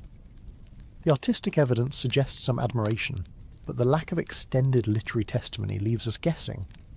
Perhaps Romans were bemused by cats' independence, appreciating their presence but not elevating them beyond their practical role. Or perhaps, in the private corners of homes that archaeology rarely illuminates, Roman families loved their cats as intimately as we do today. The absence of evidence does not mean absence of feeling. It only means we cannot recover it. How did Romans really feel about cats? The answer lies somewhere between utility and quiet companionship. They neither worshipped cats as gods nor dismissed them as pests. They adopted them, carried them across provinces, and in doing so transformed them into one of the most successful species to travel with human civilization. Rome did not invent the domestic cat, but it gave it a highway into Europe, embedding it in the daily life of millions. From this foundation, cats would soon leave their pawprints across Britain, Gaul and beyond, following empire and trade into every corner of the known world. How do we know when cats reached northern Europe? It is one thing to trace them through the Mediterranean, where trade and empire tied coast to coast, but another to see them appear on the windswept edges of Roman Britain, a world away from their ancestral deserts. The answer, unexpectedly, lies in a pawprint. Around the 1st century of the Common Era, a cat walked across a freshly made clay tile before it was baked. The print remained pressed into the surface, hardened by the kiln, and survived through centuries of burial until archaeologists uncovered it. That small, almost accidental indentation is one of the earliest clear signs that cats had not only entered Britain, but were already living close enough to human settlements to leave their traces on construction materials. The tile itself tells a larger story. In Roman Britain, clay tiles were used for floors, roofs, and hypercaust heating systems. They were made in workshops where wet clay was spread and cut, then left to dry before firing. It was during this vulnerable stage, when tiles lay exposed to the open air, that animals sometimes wandered across them. Archaeologists have found not just cat prints, but those of dogs, birds, and even children's feet impressed in the clay. These unintentional signatures capture a moment of daily life that written sources rarely record. And in the case of the cat, the pawprint is more than a curiosity. It is proof that cats were physically present in Britain by the time Rome had established its province there. Other evidence complements this accidental fossil. Cat bones have been excavated from Roman sites across Britain, including military forts, villas and urban centres. The remains are relatively sparse compared to those of dogs, which were more numerous and diverse, but they are consistent enough to indicate a feline presence. Morphological studies suggest that these were not native European wildcats, which also lived in the British Isles, but animals resembling the domestic lineage carried from the Mediterranean. Distinguishing between wildcats and imported domesticates is difficult because their bones are so similar, yet context helps. When cat bones appear in Roman rubbish pits, or associated with human dwellings, the case for them being household animals rather than hunted wild species strengthens. The introduction of cats into Britain fits into the wider pattern of Roman dispersal. As the empire expanded, it carried with it not only armies and administrators, but also an entire ecosystem of plants and animals. Wheat, grapes, chickens, rabbits, and ferrets all spread alongside Roman settlers. Cats, with their pest control abilities, were naturally part of this package. Grain shipments into Britain would have attracted rodents, and cats were the logical countermeasure. The fact that they also carried symbolic and cultural associations from the Mediterranean world only reinforced their place in Roman life. It is worth pausing to consider the climate. Cats had evolved in the arid landscapes of North Africa and the Near East. Britain was cold, wet and grey. Yet cats adapted with remarkable resilience. Their fur provided insulation, and their opportunistic hunting skills transferred seamlessly to the small mammals and birds of the northern countryside. The pawprint in clay may seem fragile, but it's evidence of a species that had no difficulty establishing itself in an alien environment. By the 1st century of the Common Era, cats were comfortable enough in Britain to wander casually across the work surfaces of tile makers. The presence of cats in Britain also raises questions about their role in society there. Did Romans keep them primarily as pest controllers, or did they begin to serve as companions? Evidence from Britain is thinner than from Egypt or Italy, but the pattern suggests practicality. Cats guarded food supplies in villas and settlements. They may have been tolerated in military camps where stored grain and rations required protection from mice. Their relatively small numbers compared to dogs imply that they were not as widely adopted as pets, but their spread suggests they were valued enough to be transported across the Channel. One intriguing dimension is the interaction between imported domestic cats and native European wildcats. Scotland, in particular, remained home to wildcat populations throughout antiquity. The two species are so closely related that interbreeding is possible, and in later centuries this would become a conservation problem, as wildcats hybridized with feral domestic cats. In the Roman period, we cannot say whether this happened, but the possibility adds another layer to the story. The paw prints in clay may belong to animals that were not only spreading across provinces, but also blending genetically with local populations. The archaeological record continues to grow. Excavations at sites like Silchester and Vindolanda have uncovered cat remains in contexts that suggest long-term residence. These bones, combined with the clay paw prints, paint a consistent picture. By the early centuries of the Common Era, cats were no longer confined to the Mediterranean core of the empire. They had reached the empire's farthest western and northern frontiers, and once established, they stayed. The descendants of those Roman cats would continue to populate Britain long after the legions withdrew. The haunting question is what those first Britons, both Roman settlers and local inhabitants, thought of cats. Did they admire their hunting skills? Did they see them as exotic creatures brought from warmer lands? Or did they barely notice them, regarding them as silent workers on the margins of urban and rural life? The absence of direct testimony leaves us guessing, but the archaeological traces speak clearly enough. Cats had arrived, and they left their mark not only in bones but in a single paw print pressed into clay, a reminder that history is sometimes preserved in the smallest accidents. Why is the cat absent from the Bible? It is a question that has puzzled not only historians of religion, but also countless ordinary readers who, flipping through scripture, expect to see some mention of an animal so entwined with human life. After all, the Bible is filled with animals. Lions roar across its pages as symbols of strength and judgment. Lambs, sheep and goats dominate parables and sacrificial rituals. Dogs, snakes, camels, oxen, donkeys and even locusts appear with symbolic or practical meaning. Yet the cat, present in the daily lives of people in the ancient Near East, and deeply sacred in neighbouring Egypt, is strikingly absent. This silence is not an accident. It reflects the complex cultural, religious and symbolic positioning of cats during the centuries when the Hebrew Bible and later Christian writings were composed and canonized. The absence is first noticeable in the Hebrew scriptures. In the texts that became the Old Testament, cats are simply not mentioned. Farmers and herders would have known of them. Grain storage and rodent control made their presence useful, but unlike sheep or goats, cats were never domesticated as herd animals. Unlike camels, they were not beasts of burden. Unlike dogs, they were not hunting companions. Their role in human society was largely silent, solitary and peripheral. This marginality may explain part of their textual omission. The Bible was a record deeply concerned with covenantal ritual, agriculture, sacrifice and communal survival. Cats did not easily fit into those categories. There may also have been cultural reasons for exclusion. The Israelites lived in close proximity to Egypt, where cats were elevated to divine status as manifestations of Bastet and Sekhmet. Within Egyptian temples, cats were bred, mummified, and worshipped in ways that to Israelite eyes would have been foreign, perhaps even troubling. Biblical writers often went to great lengths to distinguish their practices from neighbouring religions. Just as prohibitions against pigs may have been sharpened by contrast with surrounding cultures, the deliberate omission of cats may have signalled resistance to Egyptian cultic practices. To include cats as symbols might have blurred lines with a faith community determined to remain distinct from the idolatry of its neighbours. When Christianity emerged centuries later, the silence remained. In the Gospels, Acts and Epistles, cats are still absent.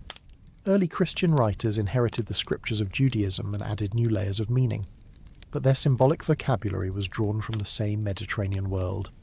They spoke of sheep and shepherds, wolves in sheep's clothing, and serpents as symbols of evil. Cats, though increasingly present in Roman households, had not yet acquired a secure symbolic role in Christian thought. Roman mosaics depict cats chasing birds or guarding food, showing they were well known in domestic settings. But Christian writers preferred to frame their teachings through animals that carried inherited resonance from Hebrew scriptures or Greco-Roman traditions. The ambiguity of the cat's position becomes sharper when we examine early Christian art and literature outside the canonical Bible. In apocryphal texts and later monastic writings, cats occasionally appear, often in anecdotal ways. Some desert fathers in Egypt mention cats prowling monasteries, tolerated as guardians against mice. In one charming story, a monk is said to have allowed a cat to sit beside him during prayer, a small detail illustrating humility and companionship. These glimpses show that cats were present in Christian environments, but had not yet acquired theological weight. They lived on the margins of the holy life, accepted for their practical value but rarely exalted in metaphor or allegory. Why does this matter? Because absence is itself a kind of presence. The silence of the Bible on cats tells us about the boundaries of religious imagination. By leaving cats unnamed, the texts left their meaning open to later reinterpretation. In the Middle Ages, this vacuum would be filled with suspicion, and cats would slide toward associations with heresy and witchcraft. But in the centuries between the birth of Christianity and the fall of the Roman Empire, the cat lived in a liminal space, useful, tolerated, but not celebrated. Archaeological evidence supports this picture. In sites across the Roman Near East, cat bones are found in domestic refuse. They were there, eating scraps, catching vermin, slipping through alleyways, but their bones were not ritually buried, nor were they depicted in Jewish or early Christian religious art. Contrast this with the abundance of feline imagery in Egyptian temples, or even the symbolic lions carved into Mesopotamian reliefs. The absence in Judeo-Christian contexts is conspicuous. It was not ignorance of the animal, but a decision not to include it in symbolic registers. One possible reason for this lies in the temperament of cats themselves. Unlike dogs, which demonstrate loyalty and obedience, cats remained aloof and independent. Their nocturnal habits, glowing eyes, and solitary hunting may have made them seem less trustworthy in a religious worldview that prized clarity, obedience, and communal roles. In texts that framed animals as teaching tools for human virtue or divine truth, cats offered little material. They could not be herded into parables like sheep. They could not be yoked into lessons like oxen. Their independence resisted easy moralization. This does not mean cats were ignored altogether in the broader cultural world. In Greek and Roman contexts, they appeared in art and domestic iconography. They were admired for their hunting prowess. Yet in the religious imagination of Judaism and Christianity, their absence persisted, and that silence laid the foundation for future ambiguity. By not being sanctified in Scripture, cats remained unmoored from protective symbolic frameworks. This neutrality made it easier for later generations to project fears or suspicions onto them. The haunting question is whether this silence was deliberate. Did biblical authors consciously avoid cats because of their Egyptian associations, or were cats simply too marginal in agrarian and symbolic life to warrant mention? We cannot know for certain. What we do know is that this omission shaped centuries of perception. The cat, absent from Holy Writ, hovered at the edges of sanctity, ready to be claimed by folklore, suspicion, or admiration, depending on the cultural moment. The story of the cat in religion is, at its root, a story of what is not said, and sometimes what is not said is as powerful as what is spoken.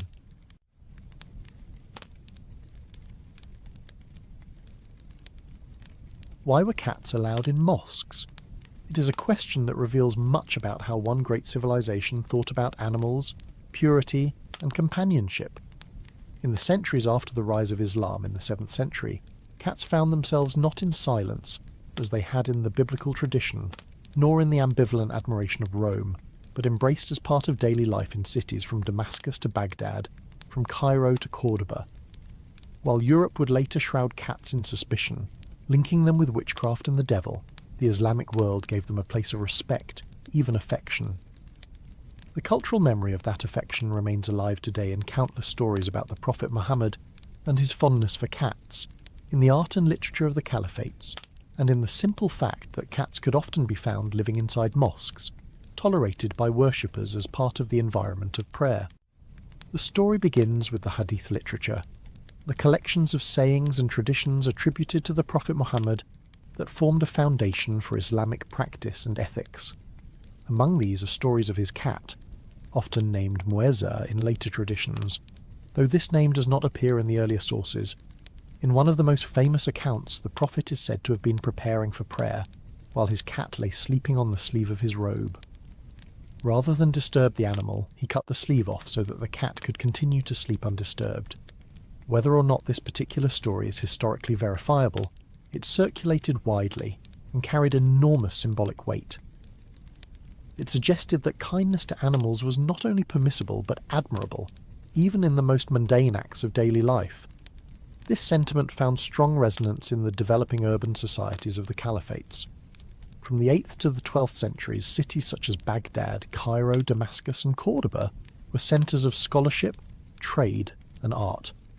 They were also densely populated environments where food stores attracted rodents, just as they had in the Neolithic villages thousands of years earlier. Cats, by their very nature, offered a solution. Their rodent hunting skills made them valuable guardians of grain, libraries and markets. Their tolerance for human proximity made them easy cohabitants of crowded quarters. The theological acceptance of cats as ritually clean animals only strengthened their presence. Unlike dogs, which Islamic law often regarded as impure, cats could enter mosques and homes without causing ritual contamination. This distinction profoundly shaped their social role. Historical sources describe cats roaming freely in mosques, sometimes fed by worshippers, sometimes simply tolerated as part of the living fabric of the sacred space.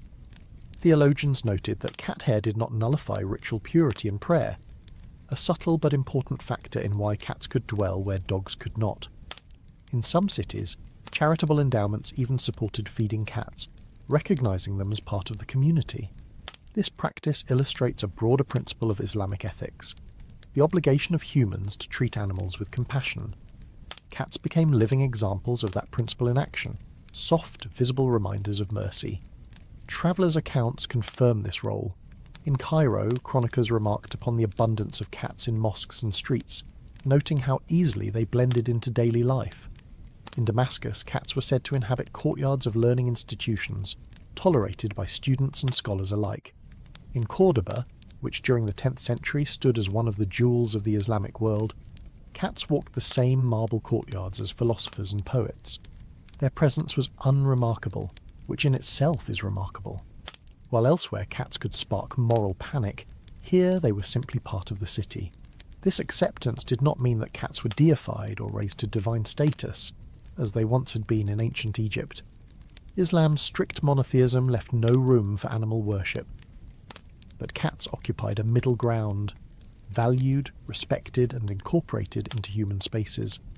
Their image occasionally appeared in art, though Islamic artistic conventions avoided naturalistic depictions of animals in religious contexts. Instead, cats appeared in poetry and anecdote, symbols of independence, grace, or quiet companionship. Writers drew on feline behaviour as metaphor, sometimes comparing scholars to cats in their patience and watchfulness. The contrast with Europe is striking. In the same centuries when Islamic cities were flourishing, European cats were often kept for rodent control but lacked the same level of symbolic affirmation. Over time, European suspicion would darken, but in the caliphates, cats enjoyed continuity of presence.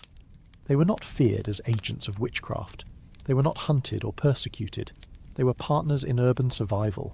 Their clean habits, their ability to groom themselves and bury their waste, and their quiet integration into human life resonated with cultural ideals of order and propriety. One particularly enduring motif in Islamic law is the idea that cats were given a blessing by the Prophet himself. In some later traditions, he is said to have stroked a cat's back, leaving the distinctive M-shaped marking found on many tabby cats' foreheads. While this legend cannot be verified, it reveals the depth of cultural affection. The idea that the Prophet's touch marked cats permanently elevated their symbolic role.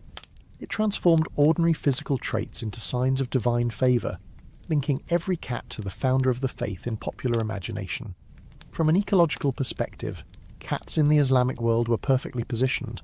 Cities of the caliphates were hubs of trade stretching from the Mediterranean to India, from North Africa to Central Asia. Cats likely travelled with merchants, sailors and scholars, further dispersing their populations. Their integration into Islamic society thus facilitated their global spread. While ships had long carried cats as rat catchers, the cultural acceptance of cats in Muslim ports made it easier for them to thrive and multiply. This practical dispersal worked in tandem with their symbolic role, making them both tools of urban hygiene and gentle presences in households and mosques. Yet even in this positive context, there were limits. Cats were not treated as family members in the way modern Western households might imagine. They were fed and tolerated, but not anthropomorphized. Their role was more practical and symbolic than deeply sentimental. The stories of the Prophet's affection shaped norms of kindness, but everyday relationships with cats remained grounded in utility. Still, compared to the suspicion cats later faced in Europe, their position in the caliphates was one of remarkable stability and respect. The haunting question is whether this cultural trajectory could have influenced later European views had the channels of exchange been more open. When Christian Europe encountered the Islamic world through trade, diplomacy and conflict, many ideas crossed boundaries: mathematics, medicine, philosophy. But the affection for cats does not appear to have transferred in the same way. The biblical silence and the absence of positive Christian traditions left cats vulnerable to negative associations, while in the Islamic world the stories of Muhammad's gentleness created a protective framework. Thus, between 600 and 1200 of the Common Era, cats found one of their safest cultural homes. They walked in mosques without fear, dozed in courtyards of scholars, and slipped through the markets of bustling cities, their presence unremarkable but deeply woven into daily life. To this day, if one visits Istanbul or Cairo, the descendants of those caliphal cats can still be seen, lounging on mosque steps, weaving through crowds, fed by strangers without question. Their history in the Islamic world is a reminder that the same animal can mean radically different things in different cultural frames. In one place feared, in another beloved, and in yet another silently omitted from the sacred record. How did cats go from gods to devils? Few transformations in cultural memory are so sharp, so unsettling, and so historically consequential as the European reimagining of cats during the late Middle Ages and the early modern period. Between the 13th and the 17th centuries, the same animal that in Egypt had once symbolized divine guardianship, and in the Islamic world had wandered freely through mosques, came to be feared in much of Christian Europe as a servant of the devil. The story of how this happened is tangled in theology, folklore, and fear. It is also a reminder that animals are never just animals in human eyes. They are mirrors onto which societies project their own anxieties, hopes, and nightmares. The root of the suspicion lies partly in the symbolic silence of earlier Christian tradition. Unlike sheep or doves, cats had never been given a positive spiritual association in the Bible. When the medieval church sought metaphors for holiness, the cat was absent. But when it sought symbols of sin and danger, the cat was available. Their nocturnal habits, their ability to see in the dark, their independence from human control, and their sometimes unnervingly direct gaze made them easy candidates for suspicion. By the 12th century, texts already associated cats with heretics. Chroniclers accused certain sects, like the Cathars, of kissing the hindquarters of a black cat in blasphemous rituals, though such claims almost certainly say more about the anxieties of the chroniclers than about any real practice. By the 13th century, the demonization deepened. In 2 papal bulls, Pope Gregory IX condemned groups accused of devil worship, and cats appeared in descriptions of their supposed rites. The notion of cats as diabolical companions began to take root in the European imagination. This was not about empirical observation of animals, it was about symbolic association. The independent, nocturnal, and elusive qualities of cats made them fit images of the devil, who was likewise imagined as prowling unseen. And if dogs had long been imagined as loyal to man, cats seemed loyal to no one, which in a world that valued hierarchy and obedience raised suspicion. The rise of witch trials in the 14th through 17th centuries cemented the link between cats and the demonic. Accusations against women often included the claim that they kept a familiar, a spirit in animal form that assisted in magical practices. cats, especially black cats, were the most common familiars in these accusations. They were said to suckle on witches' blood, to carry out curses, to whisper satanic instructions in the night. In reality, of course, cats simply shared homes with people, especially women who often lived alone or in poverty. But in the fevered atmosphere of the witch hunts, a widow's companion animal could be transformed in the imagination of her neighbours into evidence of her pact with the devil. The consequences were dire. Cats were tortured, burned, and hanged alongside their human companions. Mass killings of cats were recorded in several towns during witch panics. In France, in Germany, and in parts of England, festivals sometimes included the burning of cats as symbols of evil. These were not isolated acts of cruelty, but communal rituals that reinforced the association of cats with danger and heresy. For centuries, fear reshaped the way people looked at the ordinary animal that prowled the barn or sat on the hearth. It is important to note that this demonization was not universal across all of Europe.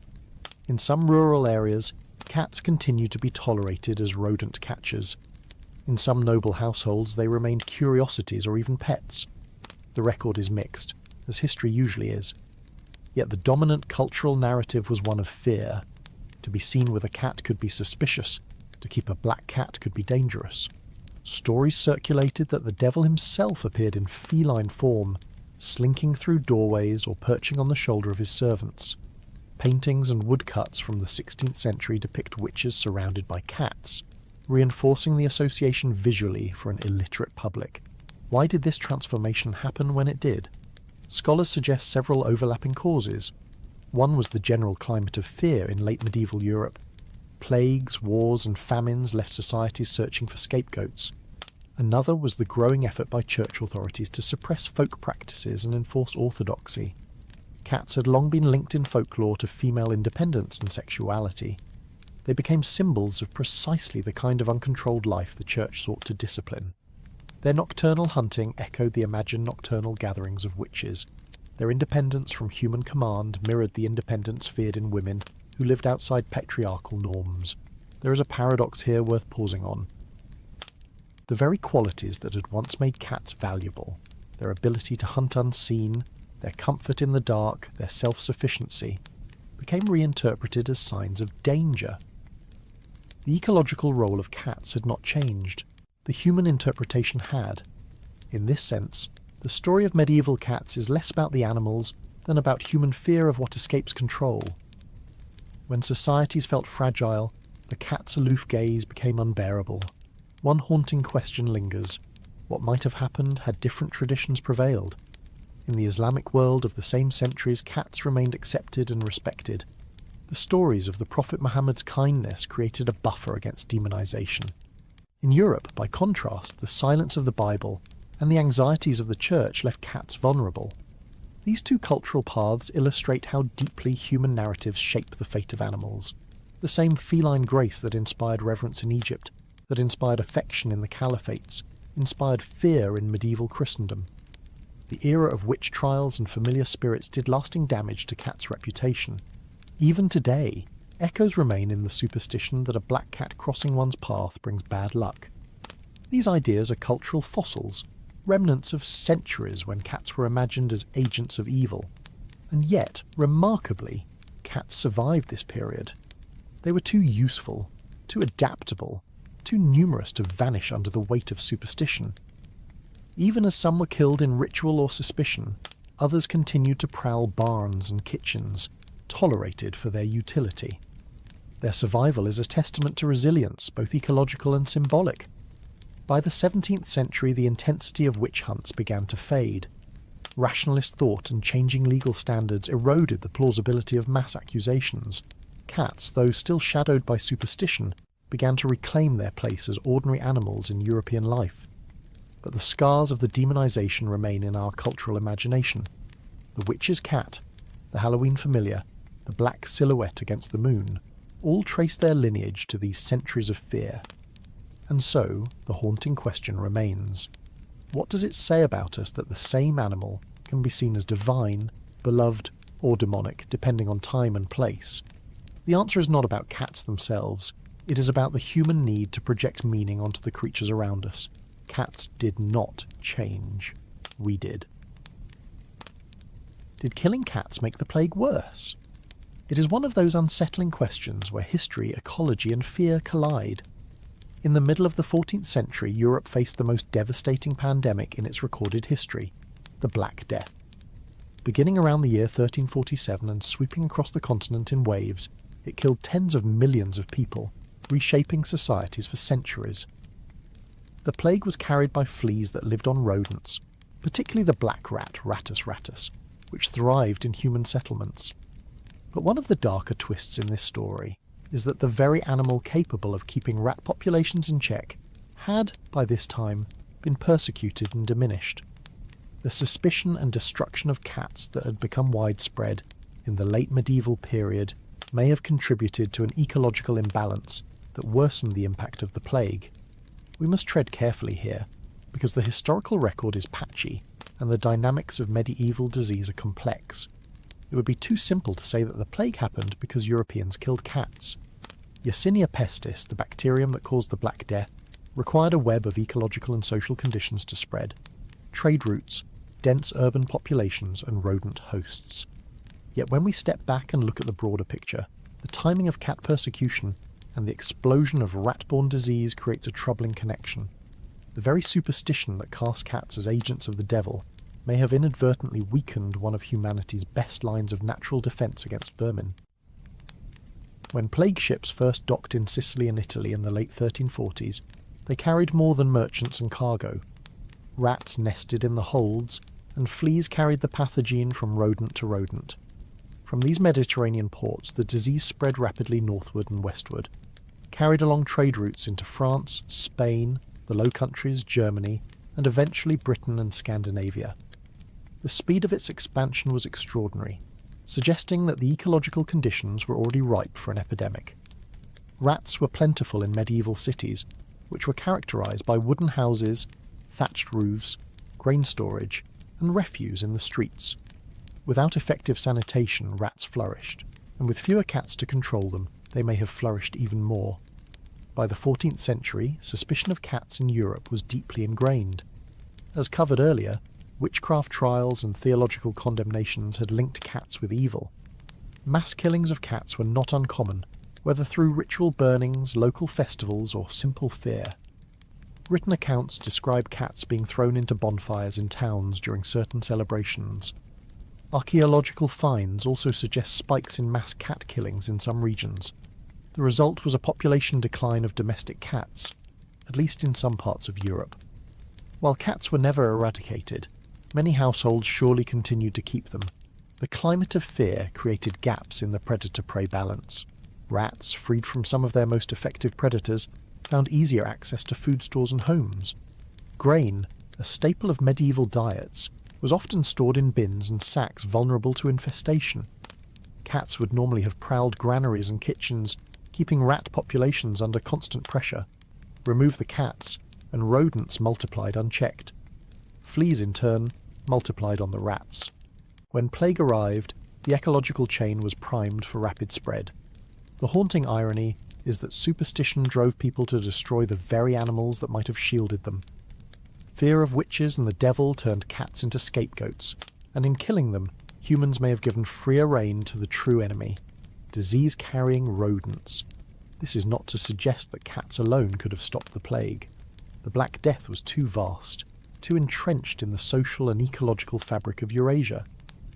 But in towns where cats were suppressed, rat populations likely faced less predation. Every increase in rats meant more fleas, more opportunities for Yersinia pestis to leap to humans. Modern epidemiology supports this interpretation, though with caution. Mathematical models of predator-prey dynamics show that removing a predator species can cause a spike in prey populations, which in turn destabilizes ecosystems. Medieval Europe offers a case study. Written chronicles do not often make the connection, but the timing is suggestive. When fear of cats reached its peak, the plague soon followed. The coincidence may not be coincidence at all. Consider too the psychological impact. In a world reeling from pandemic, the killing of cats did not stop. In fact, it sometimes intensified, because when the plague struck, people sought explanations. If cats were already suspected of demonic associations, it was easy to imagine that they carried the disease. In reality, the killing of cats during the plague years may have further worsened the ecological imbalance. Rats were left even freer to breed. The tragedy of misunderstanding compounded itself. The question of causality will likely never be answered definitively. There are many uncertainties. For one, not all forms of plague transmission require rats. Pneumonic plague can pass directly between humans, and recent studies suggest that in some outbreaks, human ectoparasites like lice may also have played a role. Moreover, cats themselves are not immune to plague. In later centuries they were documented as victims of infection. The dynamics are complex, and historians must be careful not to oversimplify. Still, the ecological argument remains persuasive. Persecuting cats removed an important predator from human settlements just when rodents posed their greatest danger. The Black Death transformed Europe. Entire villages were abandoned, economies collapsed, labour shortages reshaped social structures, and faith in institutions was shaken. In that maelstrom, the fate of cats is a footnote, but a revealing one. It shows how cultural beliefs can have unintended ecological consequences. By interpreting cats as symbols of evil rather than as allies in pest control, medieval Europeans may have undermined their own resilience. The lesson echoes far beyond the 14th century. Our treatment of animals shapes our vulnerability to disease. Ecological balance is not just a matter of nature, it is also a matter of culture. One image lingers from this period. In some towns, records describe piles of cats burned in public squares while plague ravaged the population. It is a grim paradox. People were trying to protect themselves by purging evil, yet in doing so, they may have made their world more dangerous. To imagine the empty barns, the grain bins teeming with rats, the fleas biting in the night, it is to glimpse how fragile human survival is when fear outweighs understanding. And the haunting question remains, what if the cats had been left alone? Would the plague have been less catastrophic? We cannot know. The mortality of the 14th century was driven by many factors, from climate shifts to trade networks. But perhaps, just perhaps, the silent absence of cats in many towns tilted the balance further toward disaster. It is a sobering reminder that animals are not just symbols in human stories, they are actors in ecological dramas that determine life and death. Which animals travelled the world on ships besides rats? The answer, often overlooked in stories of daring voyages and global trade, is the cat. Between the 15th and 17th centuries, the age of exploration reshaped the planet. Empires reached across oceans, new trade routes bound continents together, and along with spices, silver and disease came a small stowaway and shipmate, the domestic cat. At first glance it may seem almost trivial compared to the monumental consequences of exploration, but the presence of cats on ships was not only practical, it was transformative. Cats became indispensable companions in maritime life, and by travelling with sailors, they extended their range to every continent except Antarctica. The problem was rats. For as long as ships had carried grain, food, and cargo, rodents had followed.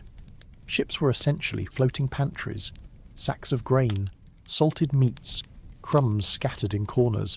Rats multiplied with ease, gnawing through ropes, chewing wooden barrels and spreading disease. Sailors quickly learned that where rats went, misery followed.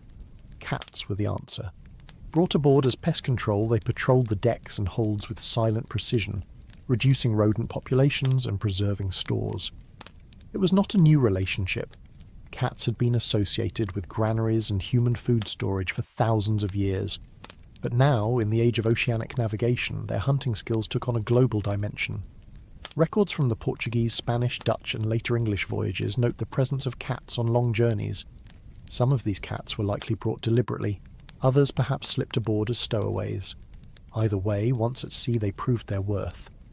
Cats could adapt to shipboard life in ways that few animals could. Dogs might be loyal companions, but feeding them required more resources. Cats fed themselves in part by hunting vermin.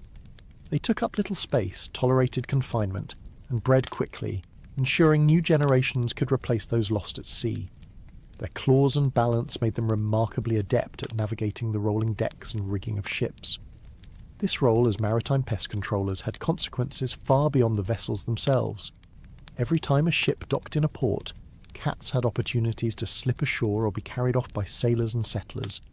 In this way, cats expanded their range from the Mediterranean and Eurasia to the Americas, to islands in the Pacific, and to distant coasts of Africa and Asia. Archaeological evidence shows cats appearing in new regions precisely in the centuries when European ships were first arriving. By the 17th century, cats were established in the Caribbean, in coastal colonies of the Americas, and on islands like the Azores and Madeira. Some of these introductions were beneficial, at least from the human perspective. Colonists valued cats for the same reason sailors did. They kept rodent populations in check in settlements where food supplies were vulnerable. But the ecological impact could be more complicated.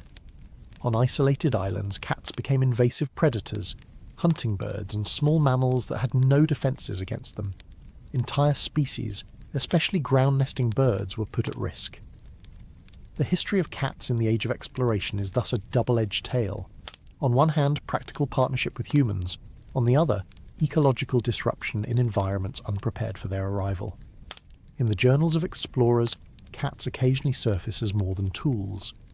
Sailors often grew attached to their ship's cats, naming them, treating them as mascots, and noting their presence during difficult journeys.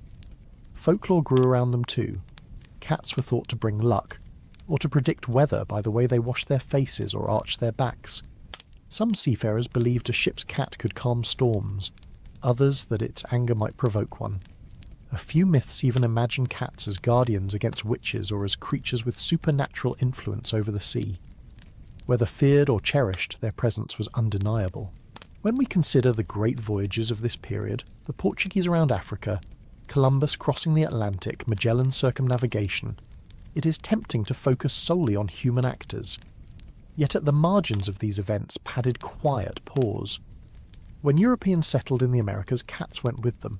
When trading posts were founded in Asia, cats soon appeared in the alleys. When Dutch merchants established themselves in Indonesia and Japan, cats adapted to their new surroundings. The spread of cats mirrors the spread of European power and trade. Though the cats themselves were not bound by politics, they were simply following food, people, and opportunity. What makes this period unique is not only the expansion of cats' range, but the speed and scale of it. In previous millennia, cats had spread slowly, carried by farmers, traders, and migrants across land and short sea routes. Now, within a few generations, they leapt oceans. They did not merely cross the Mediterranean or the Red Sea. They crossed the Atlantic and Pacific. They became global in the truest sense. By the year 1600, cats lived on multiple continents far from their original homelands in North Africa and Southwest Asia. The Age of Exploration also transformed human societies, and cats were part of that transformation. In colonial settlements, cats became part of everyday domestic life, marking the transition from temporary encampments to permanent homes. In trade ports, they served as common companions in taverns, warehouses, and markets. Their status varied, sometimes cherished pets, sometimes tolerated workers, but they were always present. They became symbols of both comfort and pragmatism in an uncertain world. Of course, from an ecological perspective, their spread had lasting consequences. On islands such as New Zealand or the Galapagos, cats preyed on native species with devastating results. In many cases, the introduction of cats by European ships contributed to the decline or extinction of birds that had never before encountered mammalian predators.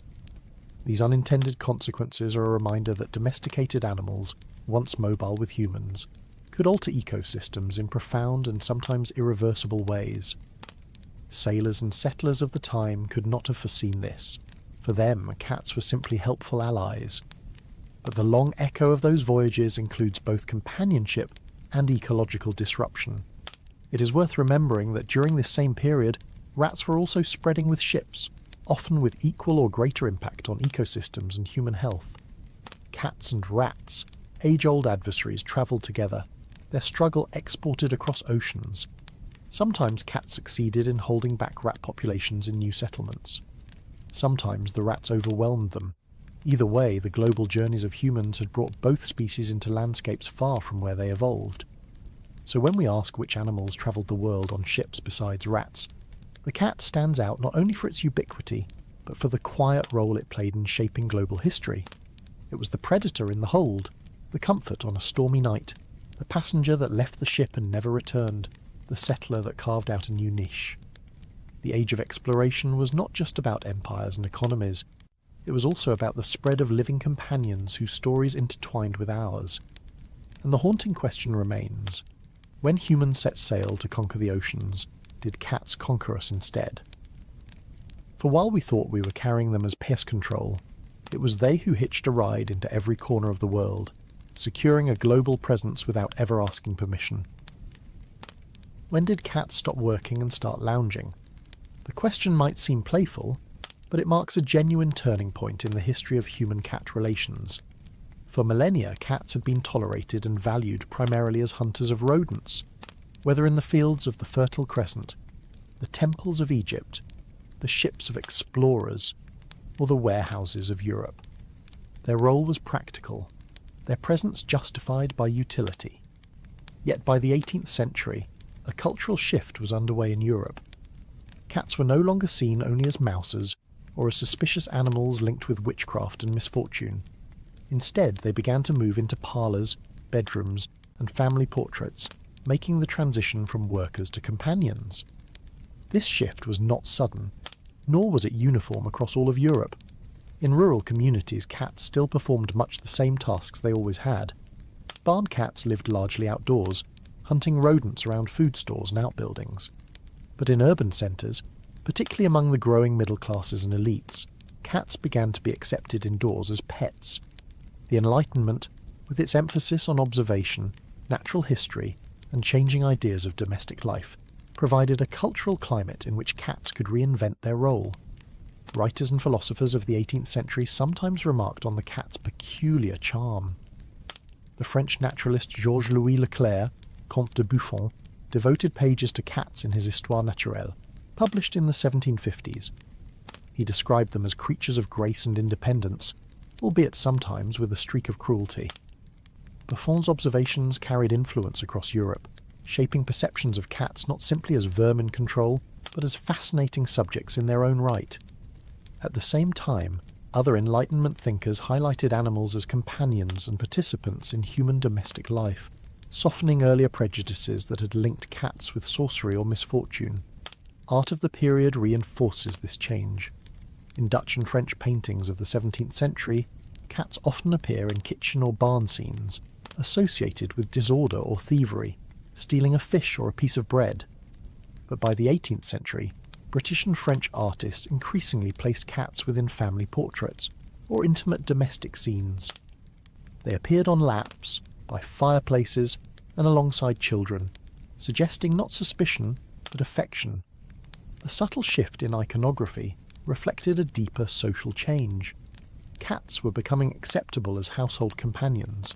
The rise of bourgeois domestic ideals in this period also played a role. The 18th century saw the growing importance of the home as a centre of moral and emotional life, particularly for the emerging middle classes.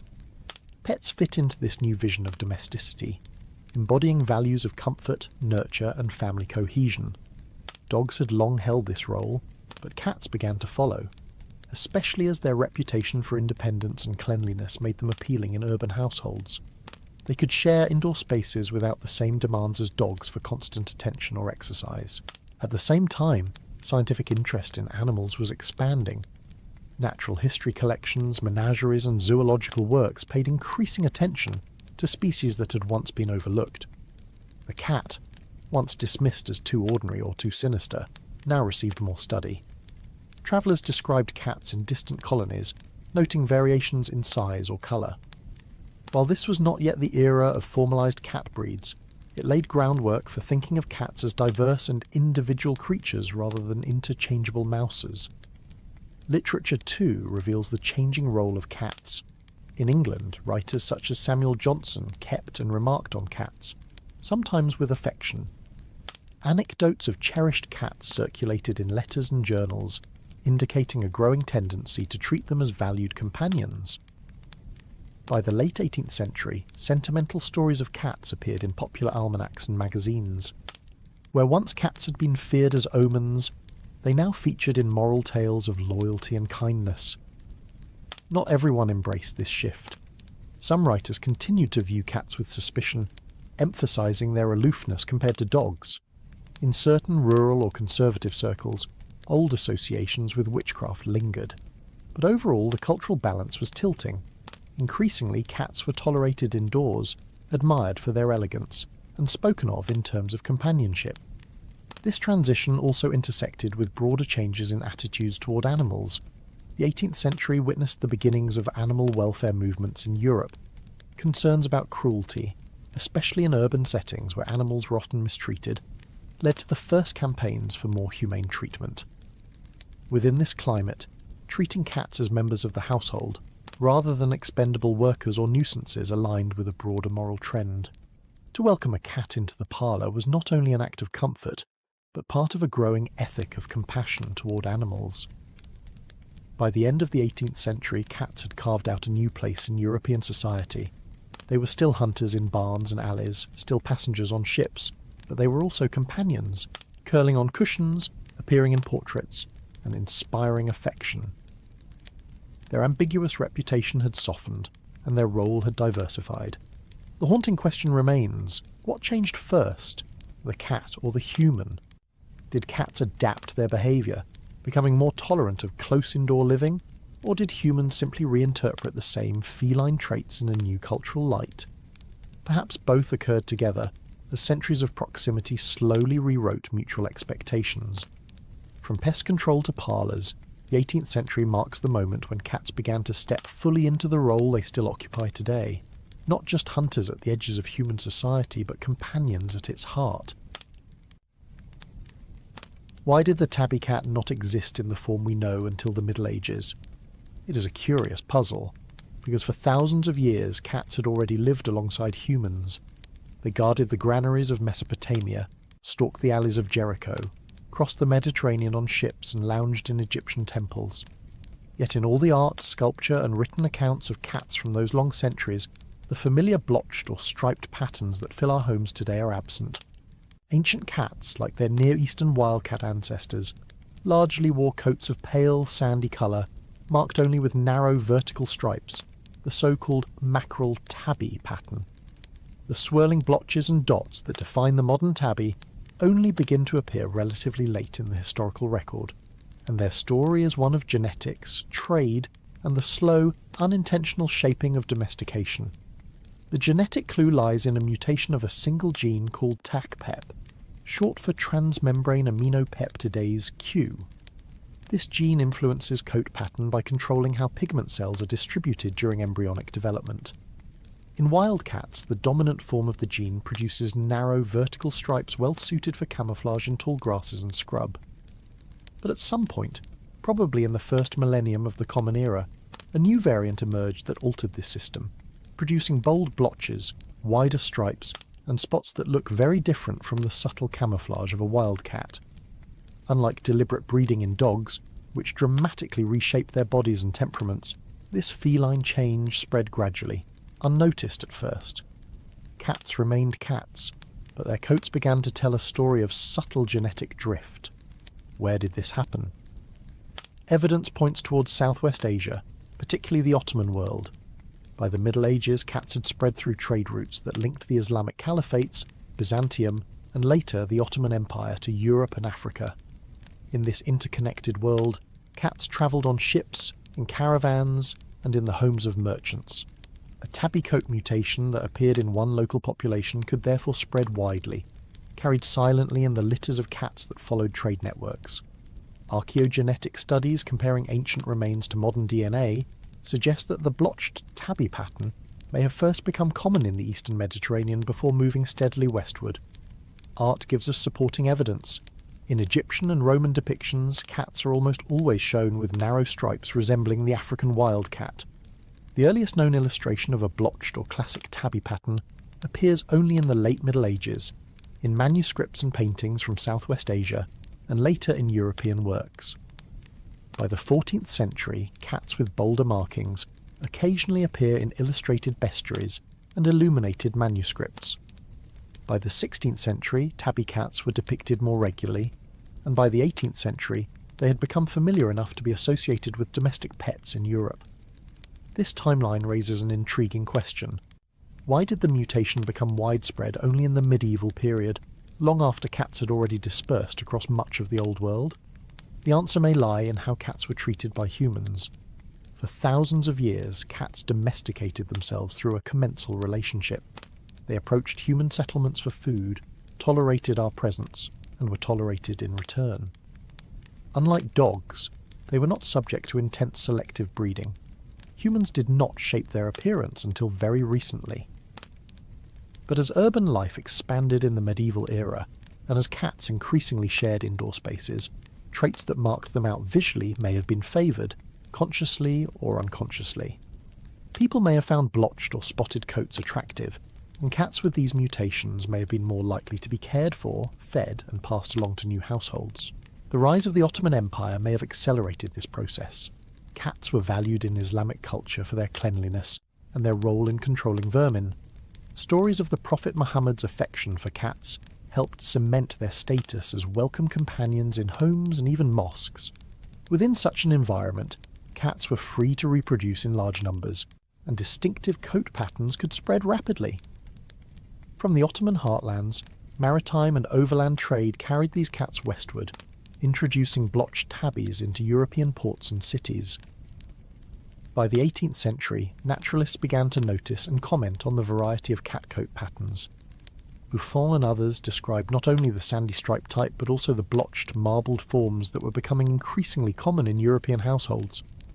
By the 19th century, when the first cat shows and breed societies appeared, the tabby pattern was so established that it became the most recognised of domestic cat markings, still dominant among household pets today. The tabby takeover thus represents one of the few visible markers of cat domestication. Unlike dogs, which underwent dramatic changes in skull shape, size and behaviour, cats remain strikingly similar to their wild ancestors. The tabby pattern tells us that while humans may not have intentionally bred cats for specific jobs, our presence shaped their genetics nonetheless. Living near people provided survival advantages, and human preference may have tilted the balance towards certain appearances. The haunting question is why this genetic change came so late. Did it exist earlier, but remain rare until the right social and cultural conditions allowed it to flourish? Or was the Middle Ages simply the moment when a random mutation appeared and happened to coincide with a global web of trade that ensured its survival? As with much of cat history, we cannot answer with certainty.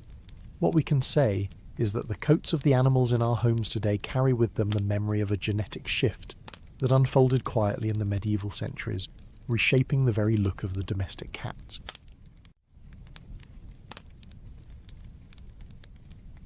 When did people first look at a cat and decide that its beauty alone was reason enough to shape its future? For thousands of years, cats had followed us, lived among us, and guarded our food.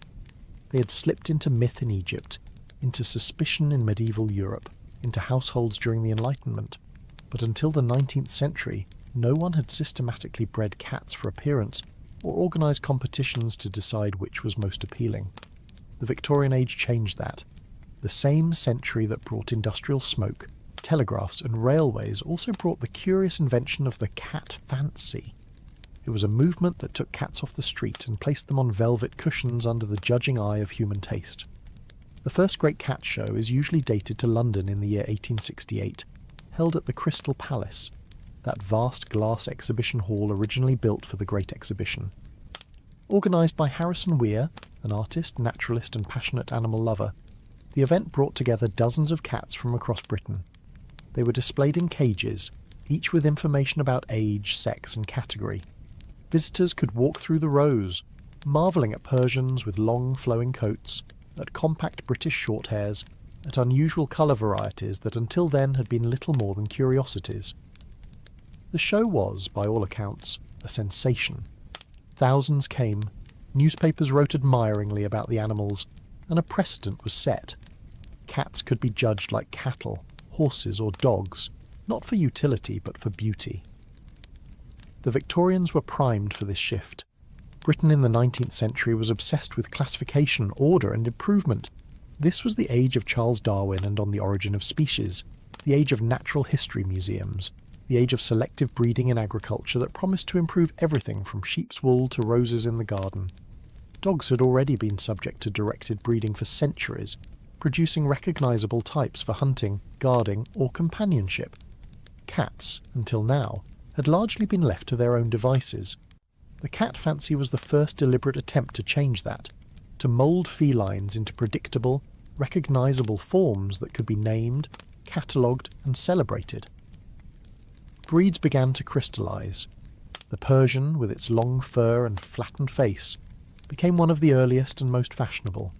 Its exotic origins were emphasised in exhibition catalogues, though the cats shown in London were almost certainly local animals selectively bred for length of coat rather than true imports. The British Shorthair, solid and round-faced, was celebrated as the archetypal domestic cat of the Isles. Siamese cats, with their pale bodies and dark points, were introduced to Britain in the late 19th century, quickly fascinating audiences with their striking coloration and foreign allure. Maine Coons, Angoras, Russian Blues, names multiplied, and along with them grew the idea that cats were not just household companions, but pedigreed creatures with lineages worth recording. Organisations formed to give structure to this enthusiasm.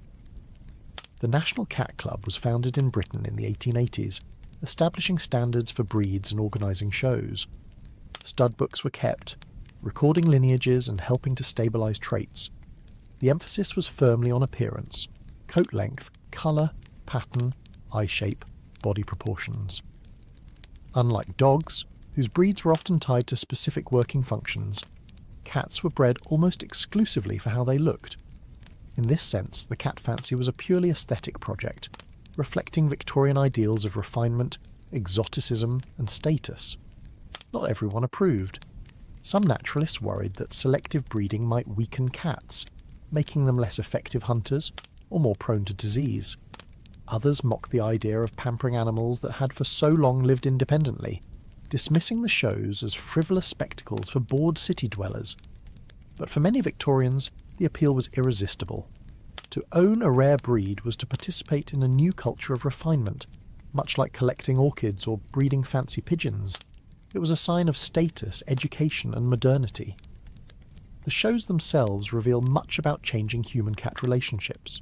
In earlier centuries, cats were tolerated or feared, occasionally loved, but rarely celebrated. In the Crystal Palace, they became objects of admiration, placed on display for their elegance. Reports from the first shows describe Persians combed and brushed for hours, their fur fluffed to perfection, while Siamese cats drew crowds simply for their unusual looks.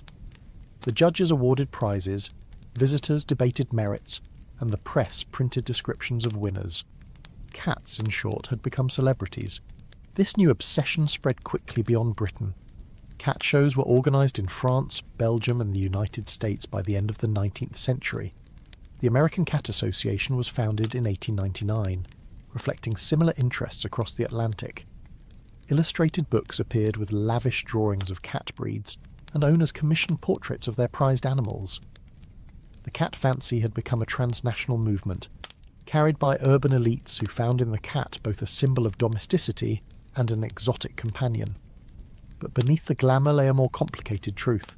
Selective breeding also introduced health problems, some of which remain with us today. The distinctive flattened face of the Persian, so prized by Victorian judges, is associated with breathing difficulties and eye problems. The pursuit of unusual coat colours sometimes led to inbreeding, narrowing genetic diversity. Cats that had once been robust generalists now began to diverge into specialised lines that, while beautiful, were more vulnerable. This tension between aesthetic preference and animal welfare was not always recognised at the time, but has become a central question in modern cat breeding. Why did the Victorians take this step when so many previous cultures had not? Part of the answer lies in industrialisation. With more people living in cities and less direct need for cats as pest controllers, their role shifted. They became companions in parlours, curled up on upholstered furniture, part of a new middle-class ideal of domestic comfort. The culture of display that flourished in industrial exhibitions and world's fairs naturally extended to pets. If machines, textiles, and flowers could be exhibited and judged, why not cats? Another part lies in Victorian fascination with classification. Scientists and amateurs alike collected, catalogued, and compared specimens of everything from beetles to birds. Cats fit neatly into this mindset. To describe, name, and order them into breeds was a way of asserting control and knowledge over the natural world. At the same time, the exotic origins of some breeds satisfied imperial appetites for the foreign and unusual. A Siamese cat in a London show was a living piece of empire, a symbol of global reach brought home and tamed. The 19th century also saw the rise of animal welfare movements, including the founding of the Royal Society for the Prevention of Cruelty to Animals in 1824. Paradoxically, the cat fancy both reflected this growing concern for animal well-being and sometimes conflicted with it. On the one hand, keeping and breeding cats as valued companions demonstrated care and affection. On the other, the pursuit of extreme traits sometimes compromised their health. This duality continues to shape debates around pet breeding today. By the close of the 19th century, the cat fancy had transformed the domestic feline. Once largely undifferentiated, cats were now divided into breeds with names, standards, and lineages. The image of the pampered Persian on a velvet cushion had entered popular imagination. The groundwork had been laid for the modern world of cat shows, registries, and breed clubs that still thrive. The haunting question is whether this shift truly changed cats, or whether it mostly changed how we see them.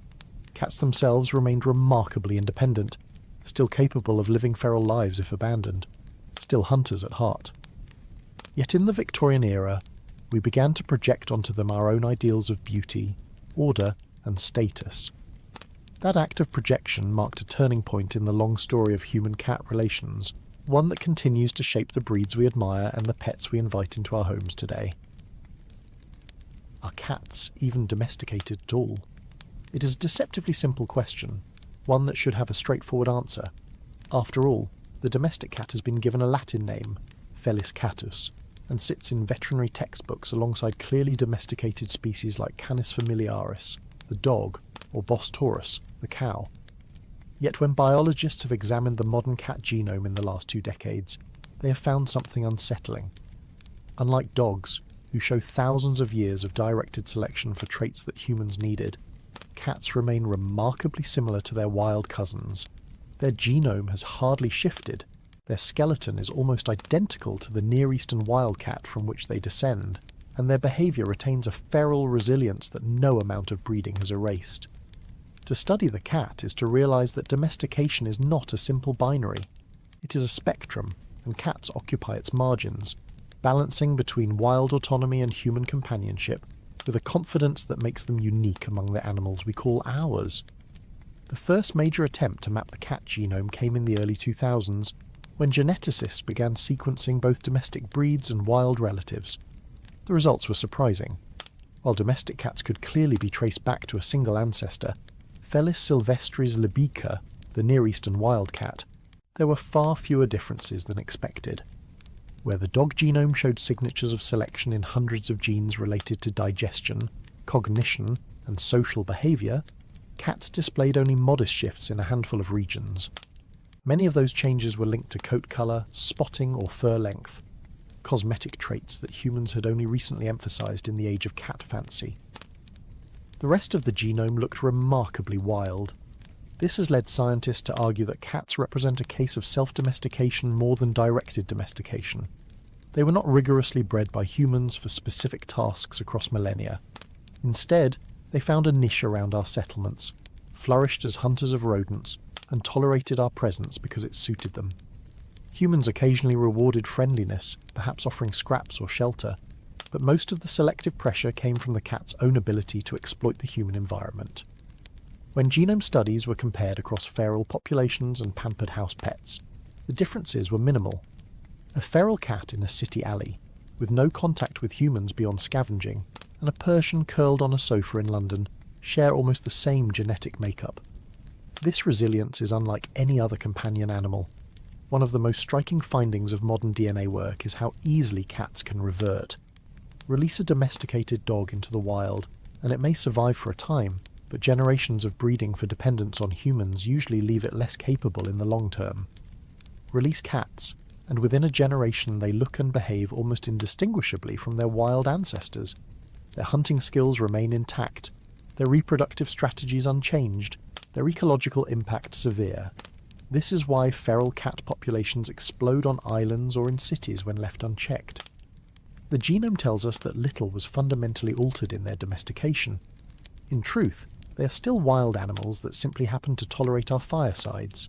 Geneticists studying mitochondrial DNA, which traces maternal lineages, have confirmed a singular origin for all house cats, a small population of Felis sylvestris libica in the Fertile Crescent. Yet when those cats spread, they readily interbred with local wildcats in Europe, Asia, and Africa. Today, domestic cats and wildcats hybridize so freely that conservationists worry about the erosion of genetically pure wild populations in places like Scotland.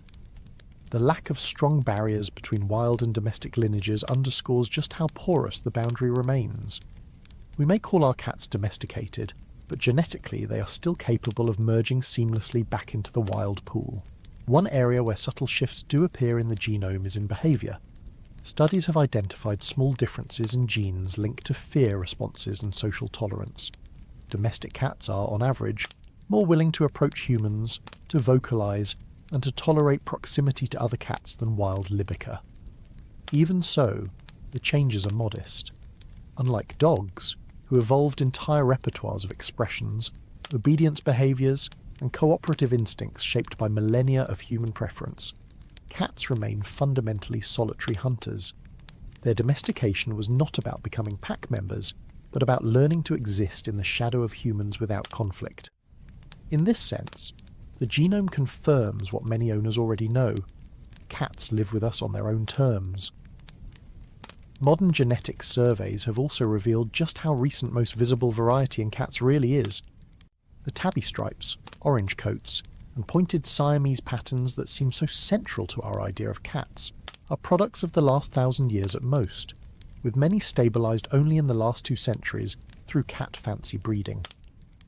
The genome shows that for most of history, cats looked almost identical to their wild ancestors: mackerel tabby patterned, sandy or grey-brown, built for stealth. This underlines how shallow the human influence has been. We have barely scratched the surface of the genome compared to the wholesale remodelling we imposed on dogs or livestock. The haunting implication of this research is that cats may not be domesticated in the way we typically use the word. Instead, it may be more accurate to say that they domesticated themselves by exploiting the ecological niches humans created. They adapted just enough to live beside us, but retained the independence to live without us. Some scientists go further, suggesting that it is humans who are domesticated by cats, trained to provide food, shelter, and warmth in exchange for companionship that they dispense sparingly. This tongue-in-cheek reversal captures something real. Cats have spread to every continent on Earth, numbering in the hundreds of millions, not because humans intentionally bred them for work, but because humans found them too charming and too useful to resist. Genome projects continue to refine our understanding. In 2014, an international consortium released a more detailed sequence of the domestic cat genome, highlighting its close similarity to wild cats. By the 2020s, researchers were using comparative genomics to look at disease susceptibility, coat variation, and even neurological traits. One practical outcome has been a better understanding of genetic disorders in purebred cats, from hypertrophic cardiomyopathy in Maine Coons to polycystic kidney disease in Persians. Yet in the grand scheme, these are recent side effects of cat fancy, not deep evolutionary changes.